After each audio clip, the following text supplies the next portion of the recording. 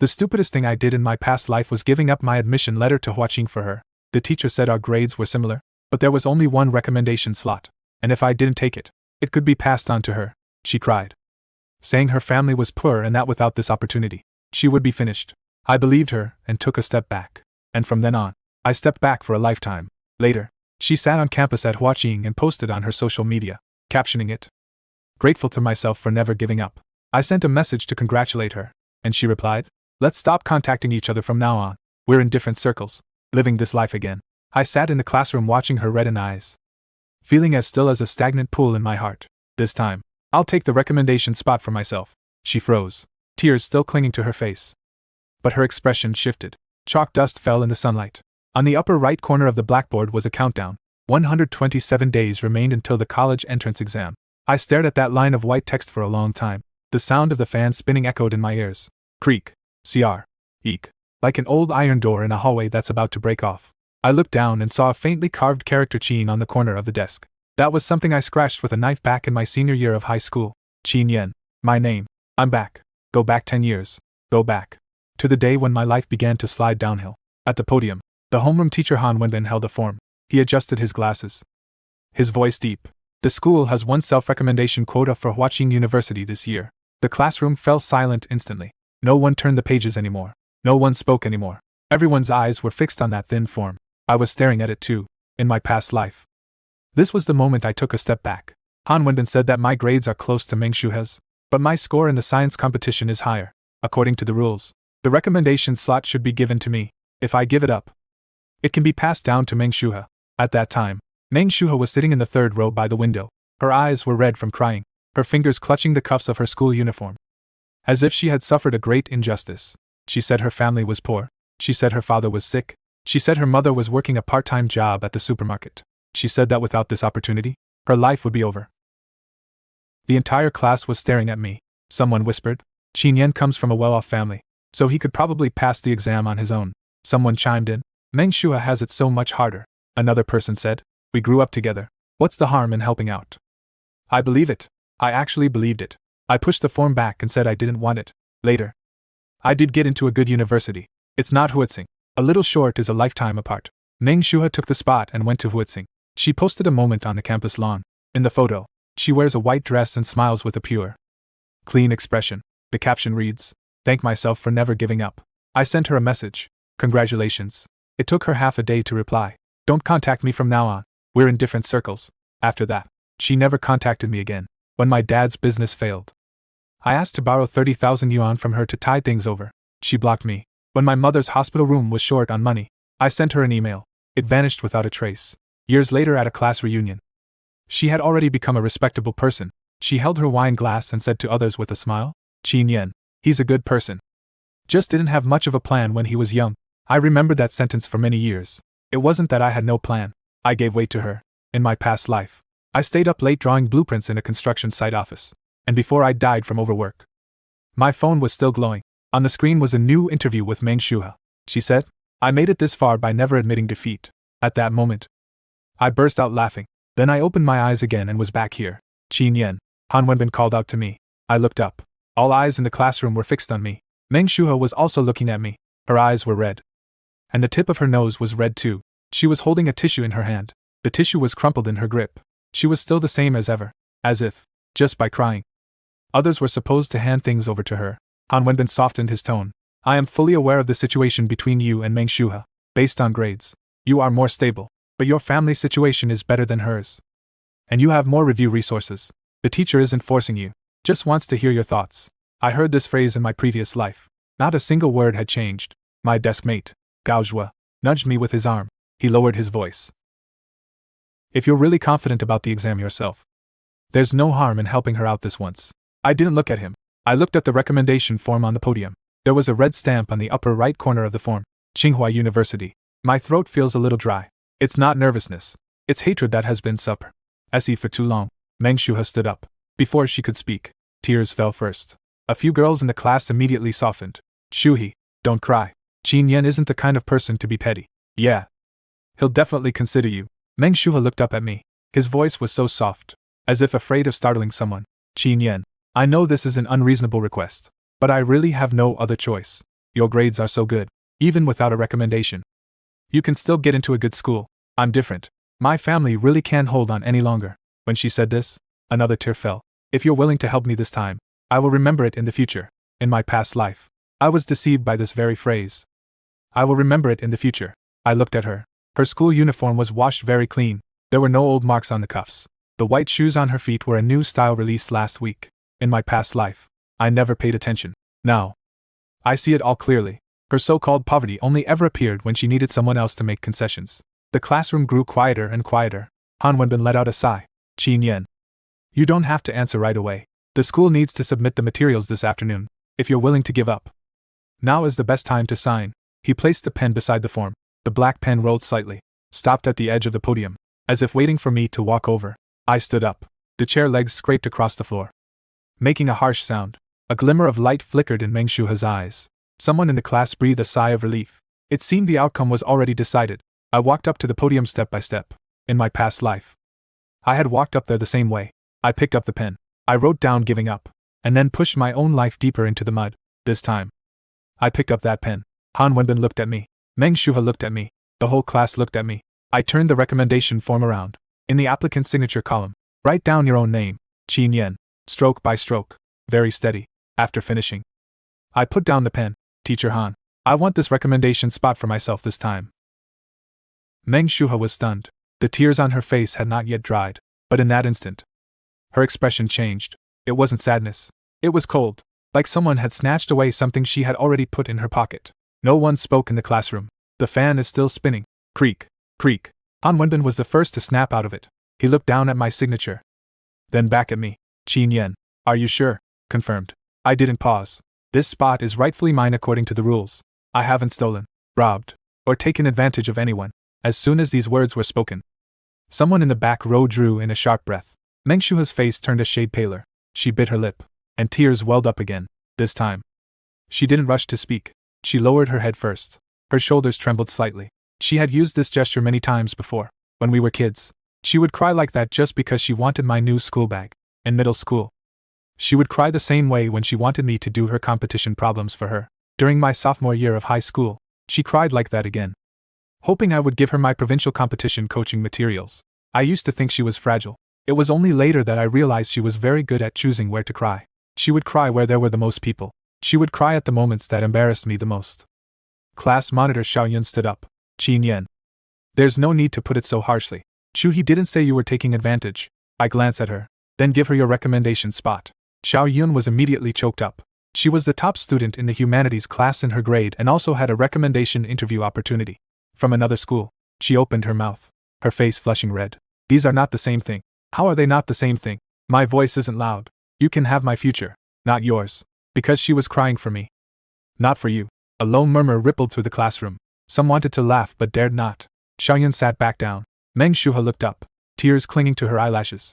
Qin Yen, I'm not forcing you. I'm only asking you. We grew up together. I thought you would understand me. I nodded. I do understand. A faint glimmer lit up in her eyes.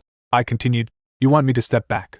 You want me to bear the pressure for you. You want me to take the blame for helping a childhood friend. Her face changed completely. How can you say that about me? Then how should I say it? I pushed the form on the table toward Han Wenbin. Teacher Han, the materials will be submitted this afternoon. Right. Han Wenbin frowned. He clearly hadn't expected me to be so firm. In the past, he also thought I was the easiest to deal with. A boy with good grades, a decent family background, and who grew up with Meng Shuha. The most suitable person to be persuaded to be magnanimous. Qin Yen. Han Wenbin softened his tone. The teacher isn't asking you to sacrifice. There's more than one path in life. You have a solid foundation. You can take the exam on your own. I look at him. Meng Shuha can also take the exam on her own. The classroom fell silent again. Han Wenbin's brows furrowed even deeper. I continued speaking. She scored 9 points lower than me in this citywide mock exam. For the last physics proble. She couldn't solve the first 2 parts. I had 6 points deducted from my English essay. If she thinks she's qualified enough, she can earn it with her grades. Not by crying. The tissue in Meng Shuha's hand was crumpled into a ball. Her voice trembled. Must you humiliate me like this? I'm stating the score. I said. The score is not humiliation. Taking someone else's spot, that is. When these words fell, Meng Shuha's eyes suddenly darkened. Very soon, in my past life, I would have surely missed it. But now, I see it. She is not weak. She didn't expect me to take it this far. Gao Zhuo looked at me from his seat, his gaze somewhat unfamiliar. He said in a low voice, "Qin Yan. What's wrong with you today?" I didn't answer. "I am very well today. Never been better." Han Wenbin picked up the form. He tapped the podium. "It's all right. Since Qin Yan himself isn't giving up, we'll follow the rules. This matter ends here. Meng Shuhe." "Sit down." Meng Shuhe didn't move. She looked at Han Wenbin. "Teacher, can I have a few more words with Qin Yan alone?" Han Wenbin hesitated. I spoke up directly. "No need." Meng Shuhe froze. I turned around and went back to my seat. She took 2 steps after me. "Qin Yan." I stopped. Her voice dropped. "Are you angry because I didn't go to the bookstore with you last week?" Someone in the classroom pricked up their ears. She is very clever. One sentence shifted the topic from quotas to a minor squabble between a man and a woman. As long as I responded, she could turn herself into the one I was taking my anger out on. I turned back to look at her. "Don't flatter yourself. Taking back what's mine has nothing to do with whether you go to the bookstore or not." Her face flushed, then turned pale. I sat back down in my seat. During the last 2 classes of the morning, Meng Shu had kept her head down on the desk the entire time. The teacher was explaining the problems, but she didn't look up. The girls gathered around to hand out tissues. Someone deliberately bumped my desk as they passed by my seat. I ignored it.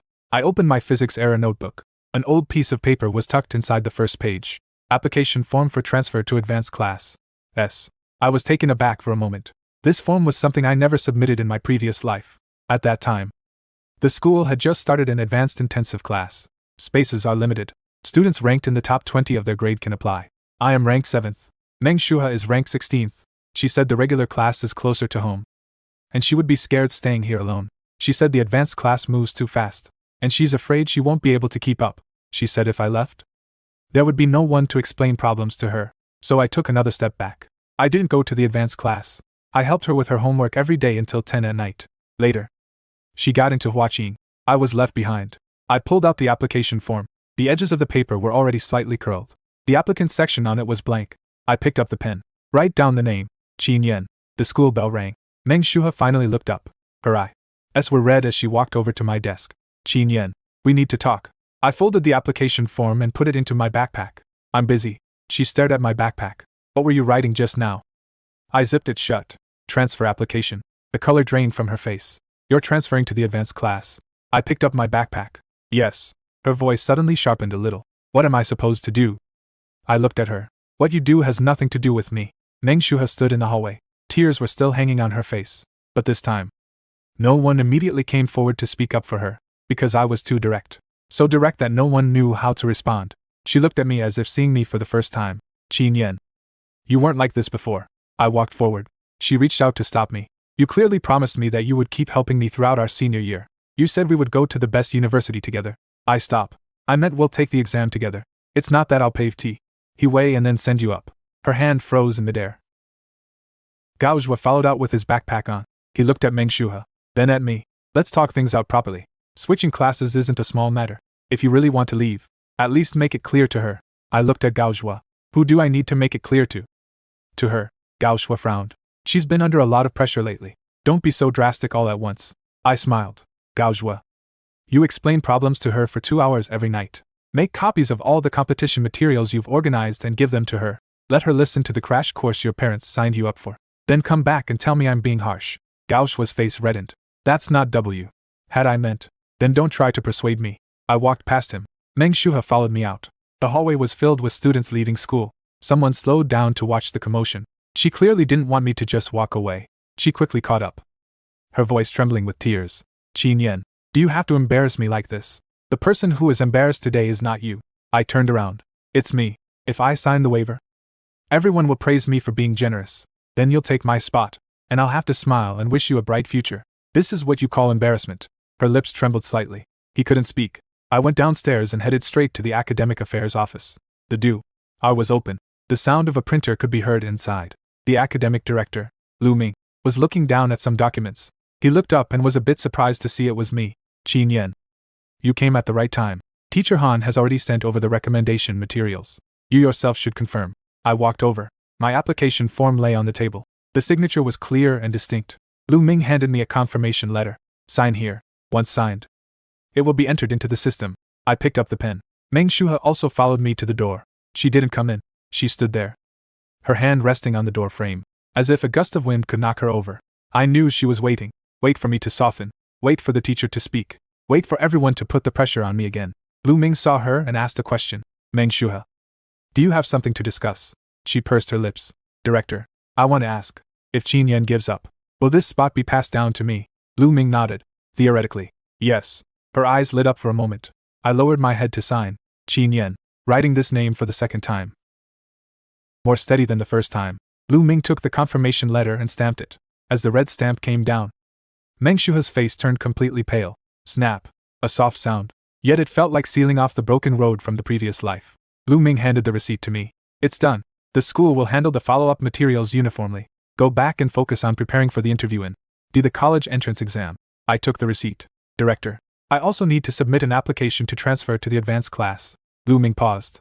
You want to go to the key sprint class? Yes. I handed over the application form. My grade ranking meets the requirements. I want to start attending the lectures from tomorrow. Lu Ming glanced at his watch, then looked at me. Does Teacher Han know? I didn't have time to tell him before school ended. However, according to school regulations, only the top 20 in the grade are eligible to apply. I don't need the original class's approval. Lu Ming looked at me for a few seconds. A hint of seriousness appeared in his eyes. You sure have memorized the rules well. I've never seen you this proactive before, I said. I wasted too much time in the past. Meng Shuha, standing by the door, swayed slightly. She understood that sentence. Lu Ming didn't ask any more questions. He pulled out the list of the advanced class. There are still 2 spots left. Your grades are good enough. I'll collect the forms first. Tomorrow morning at 7:30. Report to the experimental class on the 3rd floor. The homeroom teacher is Fan Qiming. I nodded. Thank you, Director. I turned to leave. Meng Shuha finally spoke. Qin Yan, this time. Her voice was no longer soft. You're in a hurry. If you transfer away, what will I do about my physics course later? Lu Ming was still in the office. A few teachers also looked up. I looked at her. Ask the teacher. Ask classmates. Buy supplementary books. Learn by yourself. Her eyes reddened again. You know perfectly well that my foundation isn't as solid as yours. You used to help me catch up. Now there are only 100+ days left, and you suddenly stop caring about me. What am I supposed to do? I looked at her calmly. I'm not your father. The office fell silent for a moment. A young teacher nearly spat out his water. Meng Shuha's face flushed bright red. How can you say that? Then how should I say it? I pulled the strap of my school bag up higher. From the first year of high school until now, I have organized 27 error correction notebooks for you. I have copied 9 sets of competition notes for you. I tutored you on weekends, sometimes as late as 11 at night. My mom paid your material fees twice. My dad transferred your family living expenses 3 times. Meng Shuha. That's enough. The grievance on her face cracked open. A few students outside the door stopped in their tracks. Someone whispered a question. Are there still transfers? Meng Shuha was startled for a moment. That was Uncle and Auntie voluntarily helping me. Yes. I nodded. It used to be voluntary. Starting today, it's cut off. She suddenly looked up. What did you say? I took out my phone from my backpack. That's an old-fashioned keypad phone. The screen is very small. I flipped to the SMS inbox. Inside, there was a message my mom had sent that morning. Yan. Shuha's mom said we're still short 800 for this month's tutoring materials. I'll transfer it this afternoon. Don't let Shuha feel pressured. I turned my phone screen toward her. We're not transferring that 800. From now on, my family won't give a single cent. Meng Shuha stared at that text message. Her lips were pale. This time, she was truly anxious. Not because of the quota. Not because of switching classes. It was for the money that had always been flowing from my home to hers. She reached out to grab my phone. I took a step back. Lu Ming's face darkened. Meng Shuha, what are you doing? Her hand stopped in midair. I put my phone away. Director, there's one more thing. Lu Ming looked at me. Go on. I took out another piece of paper. It was the explanation I had written during my lunch break. Since my first year of high school, my family has been gradually supporting Meng Shuha's family with their study and living expenses. I'll organize the details when I get home tonight. If the school needs it, I can submit it to the Moral Education Office for records. Meng Shuha's eyes suddenly widened. Qin Yan. I looked at her. Don't rush. I'm just filing a record. It's not like I'm asking you to pay it back right away. She stared at me intently. Finally, there were no more tears in her eyes. Only panic remained. Just then, the phone in her pocket rang. She instinctively silenced it. But the office was too quiet. The female voice on the other side still slipped out. Shuha, when will the 800 from the Qin family arrive? Your aunt here is waiting to book a provincial city interview prep class for you. The office felt as if someone had clamped down on its throat. The female voice leaking from the phone was not loud, but every word was crystal clear. Provincial capital interview class. 800 yuan. It's not tuition fees, nor was it the living expenses she said she couldn't afford. Meng Shuha's fingers froze over the phone keys. The color drained from her face little by little. Director Lu Ming looked at her. Several teachers nearby also looked at her. The students watching the calm ocean at the door held their breath. The person who had been teetering moments ago suddenly found nowhere to hide. I looked at her without saying a word. In my previous life, I never answered this phone call. All I remember is that after school that day, she cried and told me that her mother had been standing all day at the supermarket until her legs were swollen. She said the 800 yuan was for the final sprint study materials fee. She said that without that set of materials, she would never be able to make up for the last physics problem.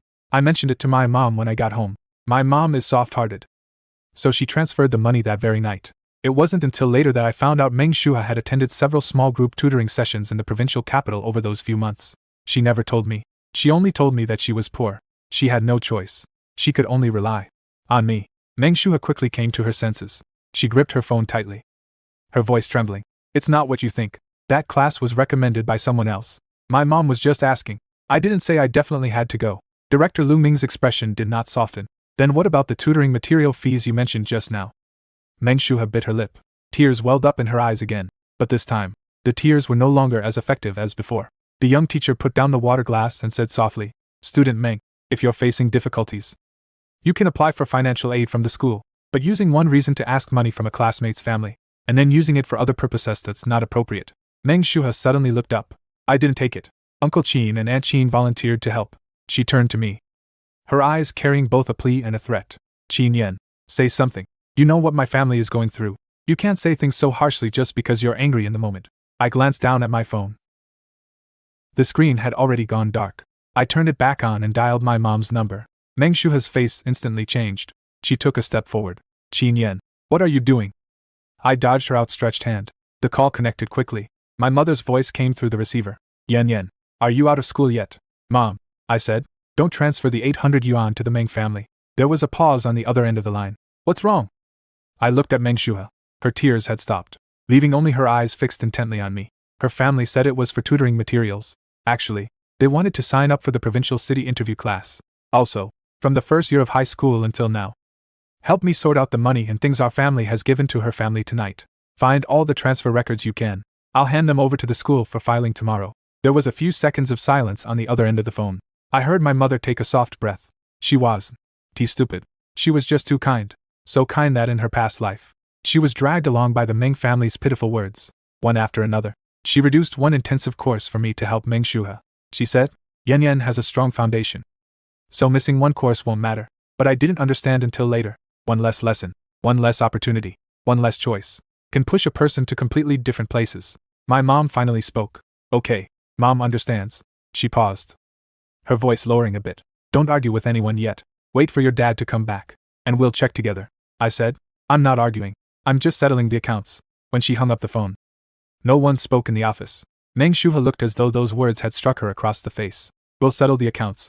She used to fear nothing more than me settling accounts. All her grievances could not withstand scrutiny. Suddenly, footsteps were heard from outside the door. Han Wenbin walked in. He still had a lesson plan tucked under his arm. Seeing the scene in the office, his brows immediately furrowed. Why is everyone crowding here? Meng Shuha, why are you crying? Meng Shuha looked as if she had finally found someone to save her. Her tears fell even harder. Teacher Han, I don't know why Qin Yan suddenly acted like this. It's fine if he won't give me the recommendation spot, but he's even switching classes. And now I have to take out the money he used to help me with to file a record. I really didn't force him. I just want to study well. She spoke in fragments.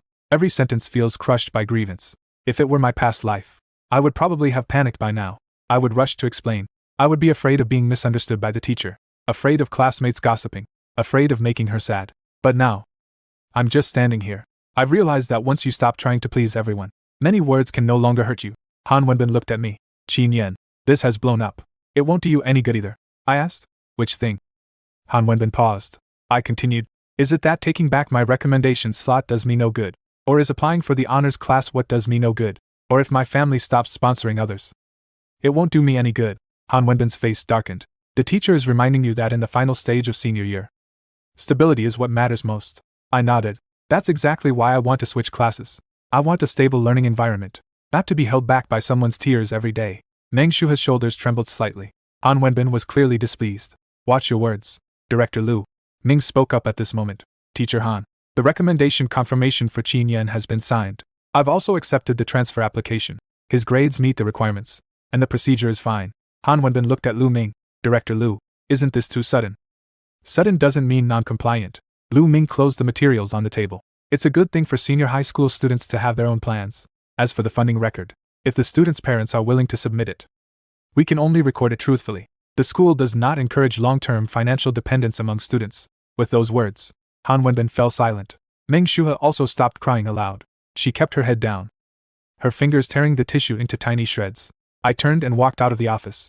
When she reached the door, she suddenly said in a very low voice, "Qin Yan, you will regret this." I paused for a moment, without looking back. I've had enough regret in my past life. These words were spoken very softly, so light that only I could hear it. But just as I stepped down the stairs, a hoarse, suppressed voice came from behind me. Meng Shuhe's, "Teacher Han, I also want to apply for the advanced class." The next morning, when I arrived at school, the sky was not yet fully bright. The lights on the third floor of the experimental class are already on. The window at the end of the corridor rattles softly in the wind. I stand at the door and see that almost everyone inside is bent over their work. No one is chatting. No one is handing tissues to anyone else. The day's quiz schedule is written on the blackboard. 7:40 time math practice. 8:20 physics topic review. 9:30 quick close practice in English. Every line feels like the edge of a blade. Clear, sharp, and unforgiving. This is what senior year should be like. I knocked on the door. The man at the podium looked up. He was wearing a gray jacket, his hair a bit messy, but his eyes were bright. He was Fang Qiming, the homeroom teacher of the advanced class. In my past life, I saw him many times in the hallway. The class he taught achieved excellent college entrance exam results, but I had never actually sat in his classroom, because back then, I was trapped in the regular class by Meng Shuhe. She couldn't solve a single problem, so I stayed behind. She had a bad monthly exam, so I comforted her. She said she was afraid, so I gave up every opportunity that could have moved me forward. Fang Qiming glanced at the receipt in my hand. "Qin Yan, yes, come in." He didn't ask further, nor did he offer a welcome, just pointed to the empty seat by the window. Third group. Last row. Sit in for the morning first. If you can't keep up, catch up on your own. This sentence is very cold, yet I find it comfortable, because here, no one asks me why I don't take care of someone. No one demands that I give up my own path. When I sat down, the boy next to me pushed over a blank answer sheet. "New here." I nodded. He said in a low voice, "I'm Lu Xiao. Teacher Fang's quizzes are really brutal. If you get more than 3 wrong, you'll have to stay behind at noon and redo it." I took up my pencil case. "Thank you." Lu Xiao glanced at me. "You're that Qin Yan who got the recommendation spot from Huaqing." Someone in the classroom looked up. The gaze wasn't particularly friendly, nor was it hostile. It was more of an appraisal. "I know the news has already spread. The students in the elite class don't care much about tiers. They only care if you deserve to be sitting here." I said. "It's me." Lu Xiao raised an eyebrow. "I heard you made your childhood friend cry, just to get this spot." I flipped open my draft paper. If crying could decide the spot, you can try now. A girl in the front row couldn't hold back a laugh. Lu Xiao also smiled. "Interesting." The bell rang. Fang Qiming handed out the test papers. 25 minutes. Just write the answers. Keep the process on your scratch paper. I looked down at the questions. Familiar symbols and figures spread across the paper. The weight in my heart slowly sinks away. After being reborn, for the first time, I feel that time is back in my hands. The first question is about the 0 point of a function. The second question is about sequence recursion. The third question is about analytic geometry. In my previous life, when I stayed up late in the construction site office drawing diagrams, I often dreamed of the exam papers from my senior year of high school. In my dreams, I was always just a little short, almost finished calculating, almost chose correctly, almost made it in time. After waking up, there was only the cold glow of the incandescent light on the ceiling. This time, I won't fall short. The tip of the pen swiftly glided across the paper. 25 minutes later, Fang Qiming collected the papers. He graded them on the spot. The classroom was so quiet that the only sound was the rustling of paper. That was when Meng Shuhe appeared at the door. She was carrying her backpack, and her eyes were still red. Han Wenbin stood outside with her. Fang Qiming looked up. "Something wrong?" Han Wenbin smiled. "Teacher Fang, Meng Shuhe also wants to apply for the advanced class. Her grades are also in the top 20. My emotions were a bit unstable yesterday, so I brought her today to see if she could join the class first." Someone in the classroom turned around. Meng Shuhe stood at the door, looking especially fragile. When she saw me, her eyes instantly reddened again. Fang Qiming flipped through the list on the table. "There's only 1 seat left. The application is acceptable, but the advanced class is not a safe haven. Can't keep up. Drop out on your own," Meng Shuhe said softly. "Teacher, I'll work hard." Her voice wasn't loud, but it was just enough to be heard. That stubborn yet fragile look. She had perfected it. Fang Qiming didn't respond to her. He slapped the stack of graded test papers onto the lectern. Since you're here, you might as well do it together. Next physics class is timed. Score high enough. Stay. Score not high enough. Follow the original procedure and line up. Han Wenbin frowned. Teacher Fang. She just got here. She might not be used to this pace. Fang Qiming looked at him. Qin Yan also just arrived. He got a perfect score on his first exam paper. The classroom fell silent for a moment. Lu Xiao turned to look at me. You really got full marks. I said nothing. Meng Shuha stood at the door. Her expression frozen stiff. She probably thought that by chasing me into the advanced class, she could still pull me back to her side like before. But she forgot. This is not an ordinary class. Everyone here is fixated on grades.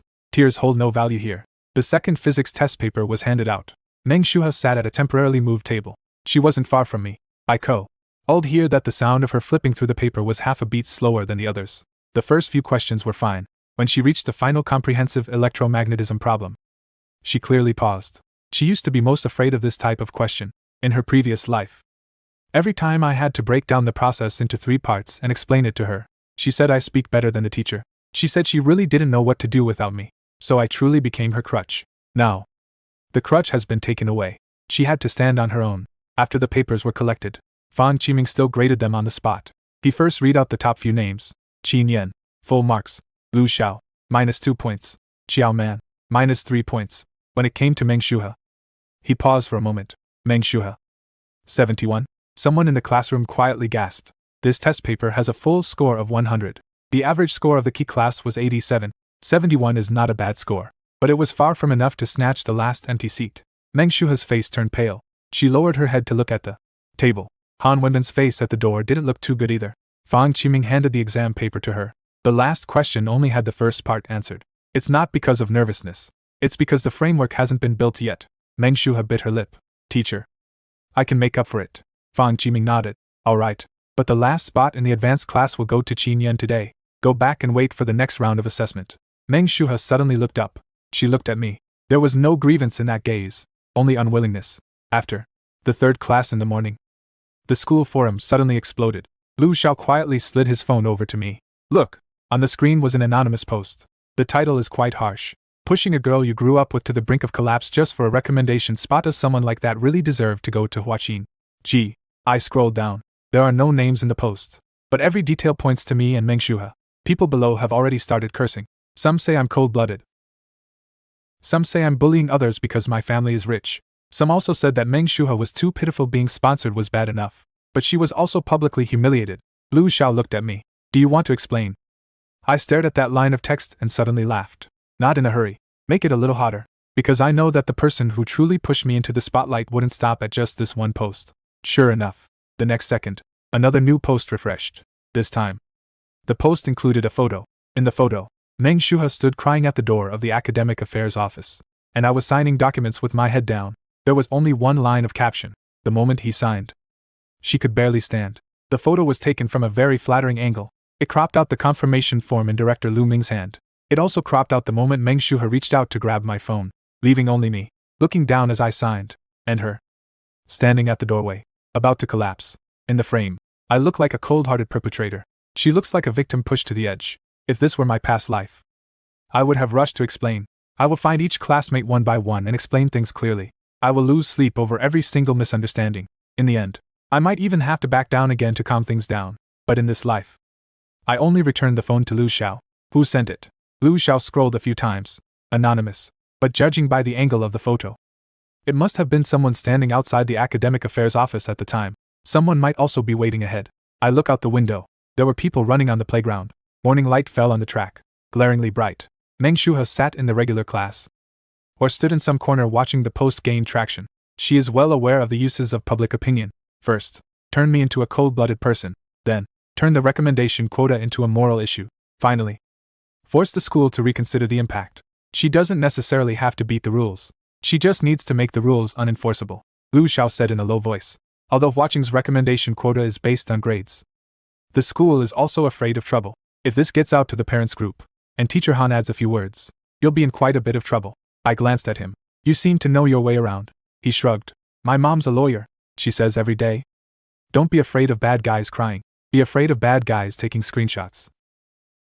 I smiled. Then did your mom say what to do when encountering such a situation? Lu Xiao turned the draft paper over and wrote 2 words. Evidence. I nodded. What a coincidence. I have it too. At noon. I didn't go to the cafeteria. I went to the academic affairs office. Director Lu Ming was on the phone. Seeing me, he pointed to a chair and gestured for me to sit. A few minutes later, he hung up. You saw the post. I saw it. The school already had the administrator delete it. I shook my head. Don't delete it too quickly. Lu Ming looked up. I said, if I delete it, she can still say the school is protecting me. Leave it for a while. Until everyone who needs to see it has seen it. Then release the full situation. Lu Ming's expression became complicated. You don't seem like a 17-year-old student, I said calmly. At 17. You should also know to protect yourself. Lu Ming was silent for a moment. What do you want to do? I placed a piece of paper on his desk. Yesterday. There were teachers present in the office. I didn't make up that sentence being played out loud from the phone either. I can organize part of my family's financial aid records tonight. Additionally, I hope the school will review the surveillance footage from the academic affairs office hallway to see who exactly took the photo. Lu Ming tapped his fingers on the desk. Surveillance footage can be checked, but it cannot be shown to students casually. I won't look at it, I said. School will. If the photos were maliciously spread by students, the school will handle it according to regulations. Lu Ming nodded. All right. I took out another handwritten statement. And this. Lu Ming took it. That was a rough timeline I had compiled of the past few years tutoring Meng Shuhe, organizing materials, and buying books on her behalf. No exaggeration, no emotion, state only facts. What time, what content, and who can attest to it? I know that after 10 years, many things have become blurred, but now, it is different. Things are still fresh now. The notebook is still here. The text messages are still here. The person is still here. As long as I'm not afraid of tearing things apart. Meng Shuhe can't hide behind her tears forever. Lu Ming finished reading and let out a sigh. Qin Yan, are you sure you want to take it this far? Confirmed. After all, you two have known each other since childhood. I looked at the water glass on the table. There was a faint ring of tea stain around the rim. Director Lu. Knowing someone since childhood doesn't mean I have to step aside for her for the rest of my life. Lu Ming didn't try to persuade further. Before the first class in the afternoon, a pinned notice appeared on the school forum regarding today's anonymous post concerning the recommendation qualification of a senior student. Students are advised not to spread unverified information. The school will conduct an investigation based on the recommendation rules, academic records, and relevant facts. Those who maliciously film, edit, or distribute others' private content will be dealt with according to school discipline. As soon as the notice was issued, the tone of the post immediately shifted. Some people began to ask, what does edit mean? Is there a twist? Didn't they say Qin Yan made someone cry? The school said it hasn't been verified yet. Don't rush to take sides. Meng Shuhe did not come to the advanced class, but her messages didn't stop. Before school ended in the afternoon, Gao Shui came to find me. He stood at the door of the experimental class, his expression very grim. Qin Yan, Shu He is waiting for you downstairs. I packed my school bag. Let her wait. Gao Shui frowned. Do you have to be like this? She hasn't eaten all day today. Her mother has come too. My hand paused for a moment. In my past life, I had met Meng Shuhe's mother many times. She always dresses simply and speaks in a low, gentle voice. Every time she comes to my home, she holds my mother's hand and sheds tears. She says things are difficult at home. She says the child is promising. She said she would always remember the Qin family's kindness. Later, when my father went bankrupt, she said on the phone that her family was also struggling. After that, the phone could no longer be reached. I zipped up my backpack. What does her mother want here? Gao Shui looked at me. She said she wants to apologize to you in person. I laughed. Apologize only to me? Gao Shui avoided my gaze. And your parents too. I understand. This was about to bring the battlefield to the parents. As long as she and her mother cried hard enough, my parents might soften. As long as my parents soften their hearts, everything I did today will be dragged back into the mud again. I walked to the stairwell. Meng Shuhe and her mother were standing in the lobby on the first floor. Her mother wore a dark coat, with her hair tied up low. At first glance, she did look haggard, but when she raised her hand to wipe her eyes, I saw the thin gold bracelet on her wrist glint under the light. It wasn't expensive, but it should never have appeared on the wrist of someone from a family that couldn't even afford an $800 materials fee. As soon as Meng Shuhe saw me, tears fell again. Her mother quickly came up to greet me. Yan Yan. Auntie knows you've been wronged. It's all Auntie's fault. Don't blame Shuhe. She said this as she reached for my hand. I took a step back. Don't touch me. Her hand hung awkwardly in midair. A crowd of students had already gathered around. Her eyes suddenly reddened. Yan Yan.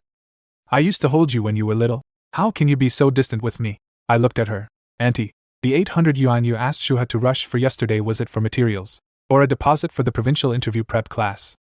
The expression on her face froze. Meng Shuha quickly spoke up. Qin Yan, don't be so aggressive. I didn't look at her.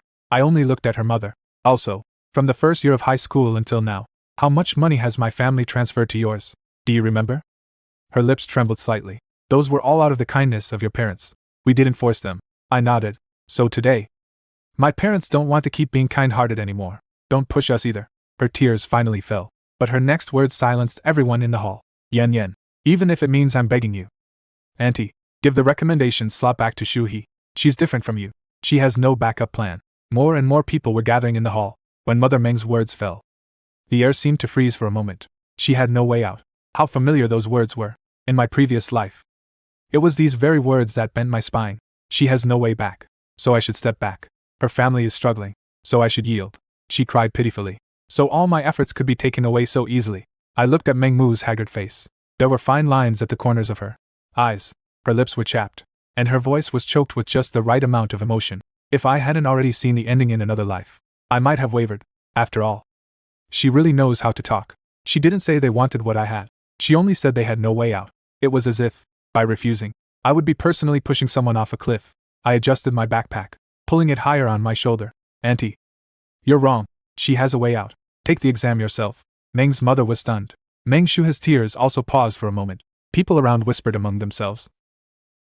Qin Yan does have a point. The recommendation slots are based on grades after all. But isn't Meng Shuha's family in a difficult situation? Even if they're struggling, you can't expect others to give up their future. Mencius's mother quickly came to her senses. She lowered her head. Her voice softer now. Yan, Shuha is different from you. Your parents can find teachers for you, buy you study materials, and even let you repeat a year without worry. She can't. She has to rely on herself every step of the way. I smiled. Rely on herself? I took that keypad phone out of my pocket. And who did she rely on for that 800 yesterday? Meng Shuha's face changed color. Qin Yan, that's enough. I'm not done yet. I looked at her. From your first year of high school until now, every time you needed money. You said it was for school materials. Every time you needed my help. You said I was the only one who could help you. Every time I wanted to do my own thing, you would cry. And you call this relying on yourself. Mencius's mother's tears fell even faster. How did helping each other among children turn into such words? Our family may be struggling, but we have never stolen or robbed. Your parents are willing to help us because they see that Shuha is promising. Now you suddenly bring up old grievances. And it truly pains me. After saying this, she raised her hand to cover her chest. Meng Shuha immediately steadied her. Mom, don't get upset. Take care of your health. This scene felt familiar, with the mother and daughter in tears and supporting each other. The people around would automatically forget the issue at hand. Forget about the quota. Forget about money. Forget about the rules. Only remember their pitifulness. Gao Shuai stood among the crowd, his brows deeply furrowed. He said in a low voice, Qin Yan, Auntie is already like this. Just say less. I look at him. Do you want to take the spot for her? Gao Shuai's face stiffened. I continued. Or was it your family that paid for her interview prep classes in the provincial city? His lips moved. But he didn't answer. I withdraw my gaze. You see, you know, some things are easy to say, but when it comes to yourself, they're not so easy. The hall fell silent. Meng's mother's crying paused for a moment. She probably didn't expect that I wouldn't even take Gao Shuai's cue. Just then, a familiar voice came from the doorway. Yan. I turned around. My mom stood at the entrance of the hall. She was holding a bag in her hand, her hair slightly tousled by the wind. Next to her was my father. My father was wearing a dark jacket, his expression solemn, holding a document folder in his hand. In my past life, I remembered for many years what my father looked like when his business failed. He sat on the stairway steps, his hair turning much grayer overnight. He refused to let my mother know that he had failed to borrow money from others, and just smoked half a pack of cigarettes alone. By then, the Meng family had already hung up the phone. They had taken the kindness from the Qin family, but closed the door when the Qin family fell. Now, seeing my parents standing like this in front of me, my chest suddenly tightened. My mom walked over to me. She looked at me first. Are you okay? I shook my head. It's fine. Mencius's mother held on as if grasping a lifeline. She immediately went up to greet her. Sister Qin, I really didn't know the kids would cause such a scene. It's all our fault. Don't blame Shuha. She hasn't eaten all day today. She's terribly heartbroken. She truly sees Yan as a brother. That's why she's so upset. My mom looked at her. She did not immediately reach out to help as she used to. Mencius's mother's hand paused in midair. My mother's voice was very soft. Yesterday, you had Shuha ask me for 800. They said it's for materials. A stiff expression froze on Meng Mu's face. There are indeed materials. The interview class in the provincial capital also provides materials. My mother closed her eyes. That sentence tore away the last shred of pretense. No matter how kind she was, she couldn't fail to understand. My father placed the document bag on the surface of the nearby bulletin board stand. Since everyone is here, let's get things straight. He opened the bag. Inside was a stack of printed bank statements and a few photocopies of handwritten receipts. First semester of senior year. Document fees. 1. 200. Second semester of senior year. Living allowance. 2. 000. Summer vacation of junior year. Competition class registration fee. 3. 600. Second semester of junior year. Accommodation deposit. 800. We haven't fully sorted out all the scattered transfers yet. So far, what we've found totals 19. 400. A muffled gasp spread through the hall. 19. 400. For an ordinary family 10 years ago, it was no small amount. Nor was it a sum that could be glossed over with a simple classmates helping each other out. Meng Shuha's face turned deathly pale. Mother Meng opened her mouth, then closed it. Brother Qin, we never said we wouldn't record this money. It's just that the child is in her senior year of high school now. Aren't you trying to ruin her by doing this? My dad looked up at her. We just stopped giving money. We didn't ask you to pay it back today. You call this ruining her? Meng's mother's eyes were red. Recommended slots. Then, Shu He really needs this opportunity. She needs it more than Yan Yan does. My mom finally spoke. My son needs it too. The words were not heavy, but they fell like a pebble into water. My heart trembled violently. In my past life, this was the sentence I most wanted to hear.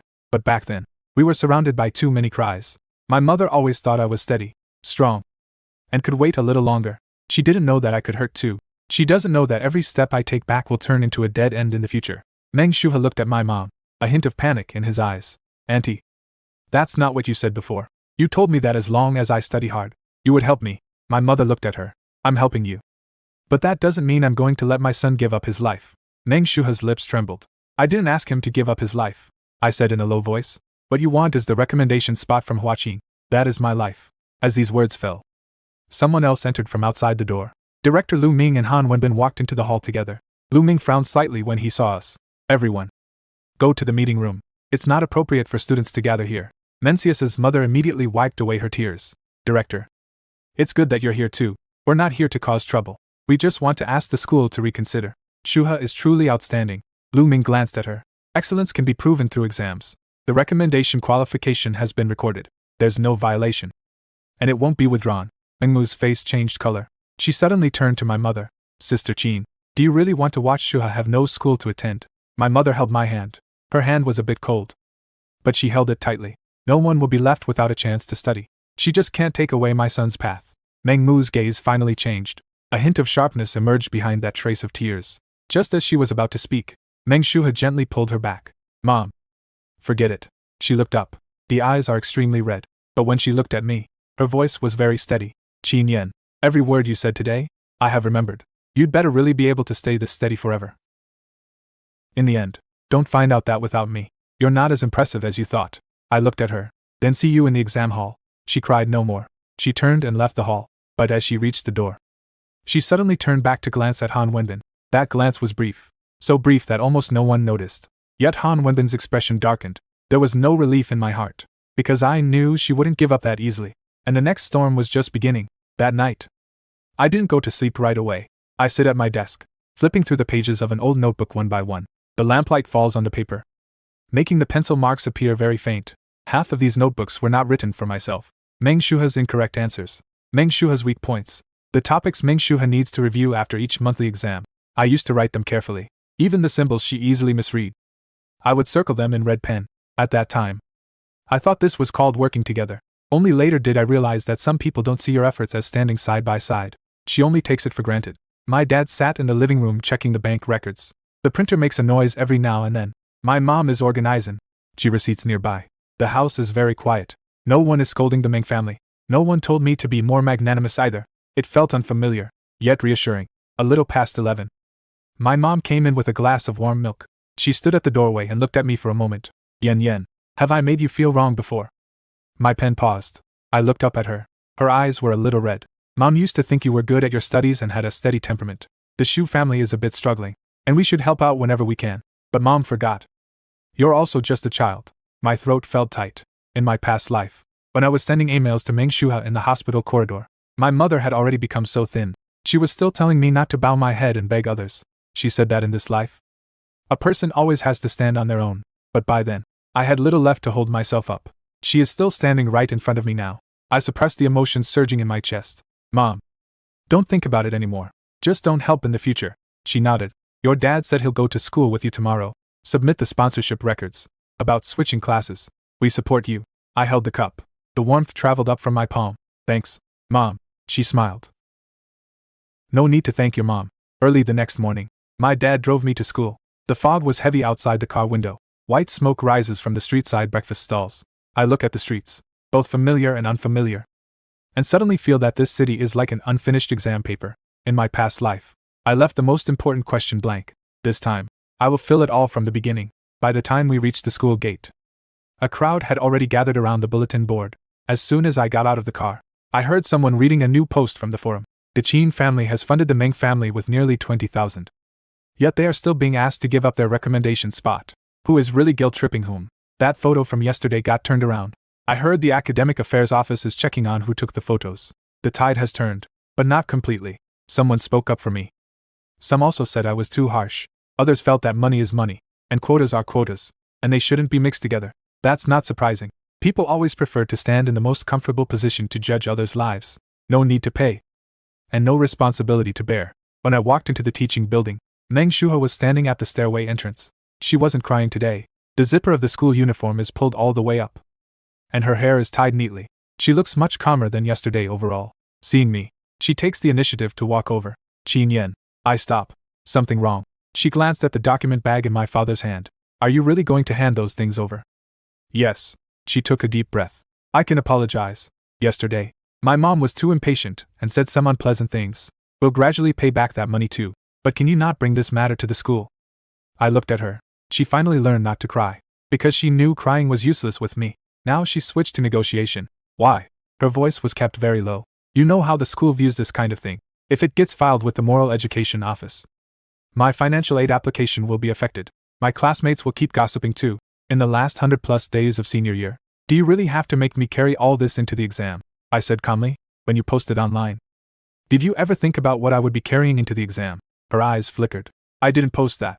I didn't say it was you. She bit her lip. Qin Yan, we grew up together. Must you treat me as an enemy? I looked at her. It's not that I treat you as an enemy. It's that you treat me as a stepping stone. Her expression darkened. In that instant, she revealed the same coldness she had in the classroom yesterday. Soon after, she suppressed her expression again. You can say whatever you want now. Anyway, you've won. I didn't speak to her again. My dad walked over from the side. Yan. Let's go. We went to the Moral Education Office. Director Lu Ming is also present. The teacher from the Moral Education Office registered the materials item by item. Transfer records. Printed screenshots of text messages. My handwritten tutoring explanation. The detailed breakdown of materials fees organized by my mom. No exaggeration. Nor did it demand immediate repayment from the Meng family. Just for the record. But the record itself represents one thing. From today onward, Meng Shuha can no longer package the Qin family's help as her own strength alone. By the time the registration was almost finished, Han Wenbin arrived. He held a form in his hand. His expression grim. Qin Yan, Teacher Fang said you have a physics special test this morning. If you don't go soon, you'll be late. My dad looked at him. Teacher Han, the procedures for transferring the child to another class have been completed. From now on, his schedule will be arranged by Teacher Fang. Han Wenbin's brow twitched. Mr. Qin, I also have the student's best interests at heart. Senior year is most afraid of emotional fluctuations. Now that this has blown up so big, it will also affect Qin Yan's interview. My father's voice was not loud. Then please help me, teacher, to control the rumors. Instead of making my son back down, Han Wenbin fell silent. Lu Ming closed the registration form. We'll accept the materials for now. The school will only keep factual records and will not disclose the details. As for the anonymous posts on the forum, the information center has already traced the login device. I looked up. If Meng Shuha is truly smart, he wouldn't use his own account. However, there are login records on the school computer lab and teaching building computers. If anyone uses them, it will leave traces. Lu Ming looked at Han Wenbin. Teacher Han, the posting device is on the public computer outside the senior year office. The time was 12:47 yesterday afternoon. At that time, 3 students were seen passing by in the surveillance footage. Han Wenbin's expression shifted slightly. Which 3? Lu Ming did not answer immediately. He glanced at me. One of them is Gao Shua. I wasn't too surprised. Gao Shua is soft-hearted and easily led astray, but he may not have the brains to take a photo and then write a post like that. What really matters is who he's doing it for, Han Wenbin said in a low voice. Gao Zhua is us. Yuli very steady. Maybe I just couldn't stand it. Lu Ming's tone turned cold. Even if you couldn't stand it, you can't anonymously spread a classmate's private information. Call him in this afternoon to explain the situation. My dad took me away from the moral education office. The sunlight outside the hallway was very bright. Just as I was about to go upstairs, my phone vibrated. It was a text message from an unknown number. There was only one line. Do you think pushing Gao Zhua forward means you've won? I stared at that line of text for a few seconds. Soon, another text message came in. The recommended interview is based on a comprehensive evaluation. Huaiqing will not accept anyone with a tainted character. I closed my phone. A bell rang from the top of the stairs. A new exam was about to begin, but Meng Shuha had already handed the NIF to the next floor. I handed the text message to Director Lu Ming. After reading it, his expression turned even darker than before. An unfamiliar number. Yes, I'll have the IT teacher check it. Go to class first. I nodded. Director, I'll come by any time this afternoon if you need me to explain. Lu Ming looked at me, his tone softening a bit. Qin Yan, don't let these things affect you. Your grades are your strongest card right now. Those words hit home. When I got back to the experimental class, the physics test papers had just been handed out. Fang Qiming stood by the podium, holding a stopwatch in his hand. He glanced at me. 3 minutes late. After class. Make up 3 electromagnetism problems. I sat down. Okay. No explanation. No special treatment either. This is exactly the place I wanted to come to. The rules are clear. The results are clear. You wasted 3 minutes. So make it up with the questions. The exam paper was difficult. It leaned more toward competition-style thinking than yesterday's. By the time I reached the last question, my palms were slightly sweaty. It's not that I can't. It's that it's been too long since I've pushed every second to its limit like this. In the many years that followed my previous life, I had made countless budgets and construction drawings. But no sheet of paper made me so clearly understand what I was fighting for, the way those high school exam papers did. When the bell rang, I had just finished writing the last line. Fang Qiming collected the papers. He was halfway through grading on the spot when he suddenly looked up. Qin Yan, here. Who taught you the second solution to the last problem? Everyone in the classroom turned to look. I said, I figured it out myself. Fang Qiming stared at the test paper for a few seconds. Don't leave after class. Lu Xiao turned his head and whispered. It's over. Old Fang has his eye on you. I asked in a low voice. What do you mean? He likes to drag people into the competition team. I smiled. That's good. Lu Xiao was taken aback. You can still laugh. Having one more option isn't a bad thing. Fang Qiming quickly finished grading the exam papers. Qin Yan, perfect score. Lu Xiao, 96. Xiao Man, 94. He placed my exam paper on the podium. For the last question on this paper, Qin Yan used 2 methods. The second approach is closer to the way university physics is taught. He'll come explain it at noon. A low murmur rippled through the classroom. Lu Xiao tapped the corner of the desk. The new student's pretty impressive. I didn't say anything. I knew Fang Qiming was helping me establish my footing. Top classes don't care about tiers, but they do care about ability. As long as I keep getting perfect scores, the talk about whether I deserve to be here will naturally fade away. After the last class in the morning, Gao Zhua was called to the moral education office. When he passed by the door of the experimental class, he glanced at me. His gaze was complex. There was guilt in it, and resentment as well. I didn't stop. At noon, I was explaining the last physics problem at the podium. The chalk wrote on the blackboard, making a faint rustling sound. Sunlight streamed in through the window, falling on the back of my hand. I drew the boundary of the magnetic field, then break down the motion trajectory step by step. Don't substitute the formula here yet. First, look at the critical conditions. When the direction of velocity changes, the position of the center of the circle must also change accordingly. If you only stare at the radius, you're bound to get confused later on. The audience was very quiet. Lu Xiao propped his chin up and listened. Xiao Man scribbled quickly in her notebook. Finally, I turned around and finished writing the second solution. Fang Qiming stood at the back door. No one knew how long he had been listening. He didn't praise me. He only said one sentence. Come to the office this afternoon. There's an old collection of problems from the Huaqing winter camp. Take it and work on it. I nodded. Thank you, teacher. At that moment, I clearly knew that the doors I had once missed were opening one by one. It wasn't given to me by anyone's charity. I walked over there myself. In the afternoon, Gao Zhua's explanation spread. He admitted to using a public computer to post, but he said he didn't take the photo. He didn't write the text either. He said that Meng Shuha was crying so hard at the time, and he just wanted to stand up for her. As for the content of the post, someone had sent it to him in advance. The moral education office asked who that person was. He was silent for a long time. Finally, he said, I wrote it myself. No one believed that, but he insisted on not confessing. The school gave him a disciplinary warning. His forum account was banned. All anonymous posts were deleted. Meng Shuha was not called out.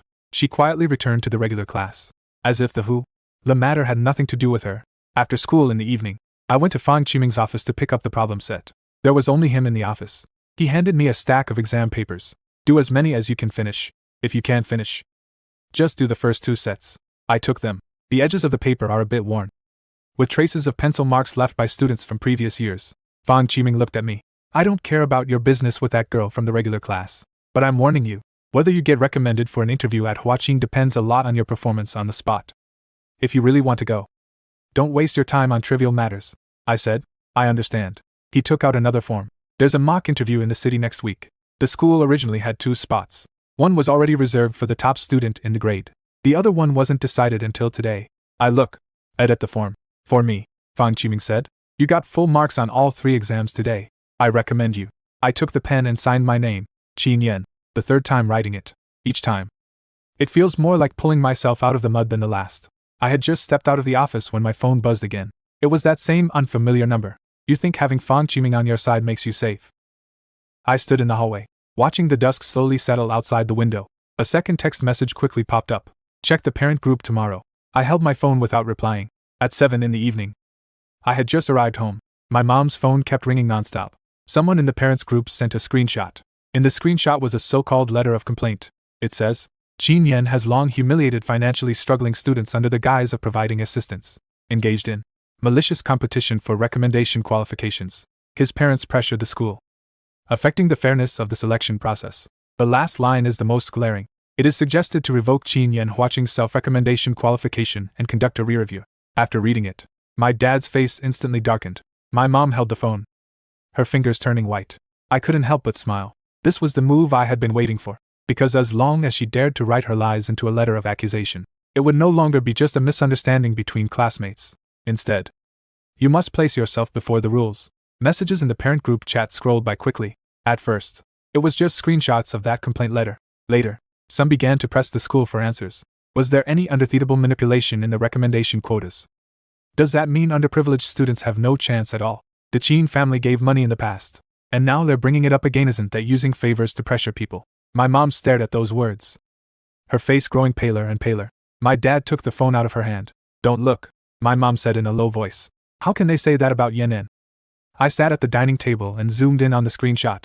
The letter of report was very well written, not a single foul word, nor any outright accusations. Every line reads as if speaking on behalf of fairness, but every sentence of it pushes me toward the worse. For a long time, they've been humiliating struggling classmates under the guise of financial aid, maliciously competing for recommendation qualifications. Parents are putting pressure on the school. These words together cut deeper than any curse, because it's not about making others dislike me. It's Abu T making the school suspect me. My father, with a grim face, made a few phone calls. The first call was to Director Lu Ming. The second call was to an old classmate he knew. The third call was to the owner of the print shop. My father had been in business for many years and knew how to keep track of favors. He didn't rush to argue. He only asked for the facts. Who sent the report letter to the group? Where did the original document come from? Can anyone provide the forwarding time? I sat nearby, copying the unfamiliar text messages from my phone onto paper one by one. The number, the time, content, word for word. My mom brought dinner. No one touched their chopsticks. She looked at me, her eyes filled with both concern and self-reproach. Yan. Maybe tomorrow I'll go to school and explain everything to the teacher. I shook my head. Mom, you can go, but not to beg them to believe me. It's to go and hand the evidence over to the school. My dad looked up at me. I continued speaking. What they want now isn't money. It's to make me seem like the one with the problem, once I'm labeled with this. Even if my recommendation qualification isn't revoked, the interviewers will think twice when reviewing my materials. So we can't just explain. We need to let the school know who is fabricating. My dad looked at me for a few seconds. He suddenly smiled. You kid. You've really grown up. I didn't say anything. I haven't grown up. I've died once. Some things you won't truly understand until you hit rock bottom. Kindness without boundaries is like handing someone the handle of a knife. The next morning, the school gate was even livelier than usual. Some parents stood in front of the bulletin board, murmuring among themselves. Some students were passing around screenshots on their phones. As soon as I got off the car, I heard someone mention my name. That's him. I heard his family is pretty wealthy, but Meng Shua's grades aren't bad either. It's hard to say about this matter. I carried my backpack and walked inside. My dad followed behind me, still holding that document folder in his hand. When Gao Zhuo reached the front of the teaching building, he stood by the steps. There were red bloodshot streaks in his eyes, as if he hadn't slept all night. Qin Yan, he called out to me. I stop. Gao Zhua looked at my dad. Then at me. About what happened yesterday. It was my fault. I was the one who posted that thread. I accept the punishment, I said, and then. His Adam's apple bobbed once. I didn't write the letter of complaint. I know. Gao Zhua's eyes flickered with shock. I looked at him calmly. You can't write that kind of thing. His face flushed red. Embarrassed. Yet also as if relieved. He lowered his voice. Someone sent me the content. I acted on impulse and posted it as is. It wasn't until the complaint letter came out that I realized something was wrong. I asked. Who sent it to you? Gao Zhua clenched his teeth. He didn't say anything. I nodded. It's fine if you don't say. The school will check. Gao Zhua grew anxious. Qin Yan. She's just afraid of missing the opportunity. She's not a bad person. I look at him. In my past life, I had heard too many words like these. She was just pitiful. She just wanted to win too badly. She simply had no other choice. Others having no way out does not give them the right to hurt me. I said, Gao Zhua, if you help her once, there will be a second time. The day you stand in her way, she will push you aside. Gao Zhua's face turned pale. I didn't stop again. There was already someone waiting at the moral education office. Director Lu Ming, the IT teacher. There's also Han Wenbin. When Han Wenbin saw my father, his expression was very restrained. Mr. Qin. The school will hold a briefing today. Parents are also requested to attend. My dad nodded. We happen to have materials to submit as well. The meeting room was on the second floor. Many people were seated on both sides of the long table. School leaders, teachers from the moral educat, Ion department, grade-level teachers, and Meng Shuha along with her mother. Meng Shuha was dressed very neatly today. Her eyes were not red. Her expression was also very calm. It was as if the complaint letter from last night had nothing to do with her at all. Mencius's mother sat beside her. As soon as she saw my mother, she immediately stood up. Sister Qin, I also saw what happened in the group chat last night.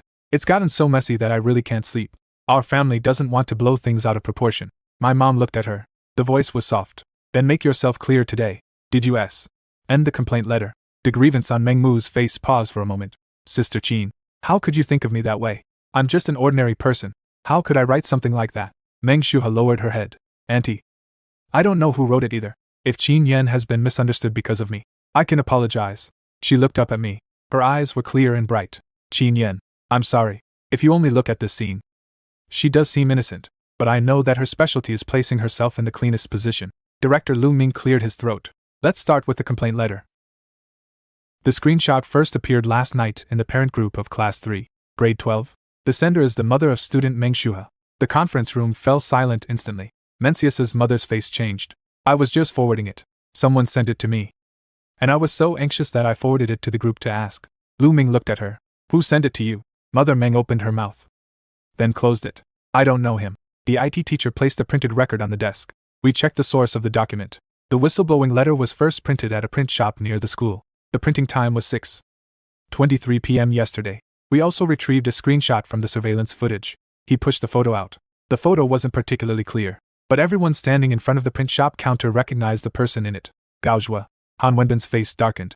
Meng Shuha's fingers curled slightly. When Gao Zhua was called into the meeting room, his face was ashen.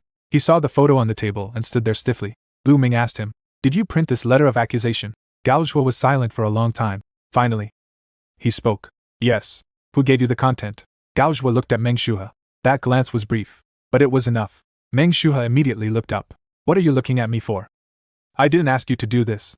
Gao Zhua's lips trembled slightly. Meng's mother slammed the table abruptly. How can you just stare at people like that? If you've done something wrong, don't drag Shuhi into it. Gao Zhua seemed stunned by these words. He looked at Meng Shuha. The last trace of hesitation in his eyes shattered. You said it? His voice was very hoarse. You say Qin Yan's family is rich, so the school will definitely favor him. You say if no one stirs the matter up in the parent group, the recommendation spot will really have no chance. You write the content on paper and let me go print it. The calm on Meng Shuha's face finally cracked. Gao Zhua, don't talk nonsense. Gao Zhua lowered his head and took out a small, folded piece of paper from his pocket. I didn't throw it away. I'm afraid something might happen, so I kept it. When that piece of paper was spread open, Meng Shuha's face turned completely pale. The handwriting on the paper was very neat, the same as the handwriting in her usual composition books. No one was speaking in the meeting room. The wind outside the window stirs the blinds. The light falls on the desk in squares. It was as if everyone's face had been sliced open. Lu Ming picked up the piece of paper.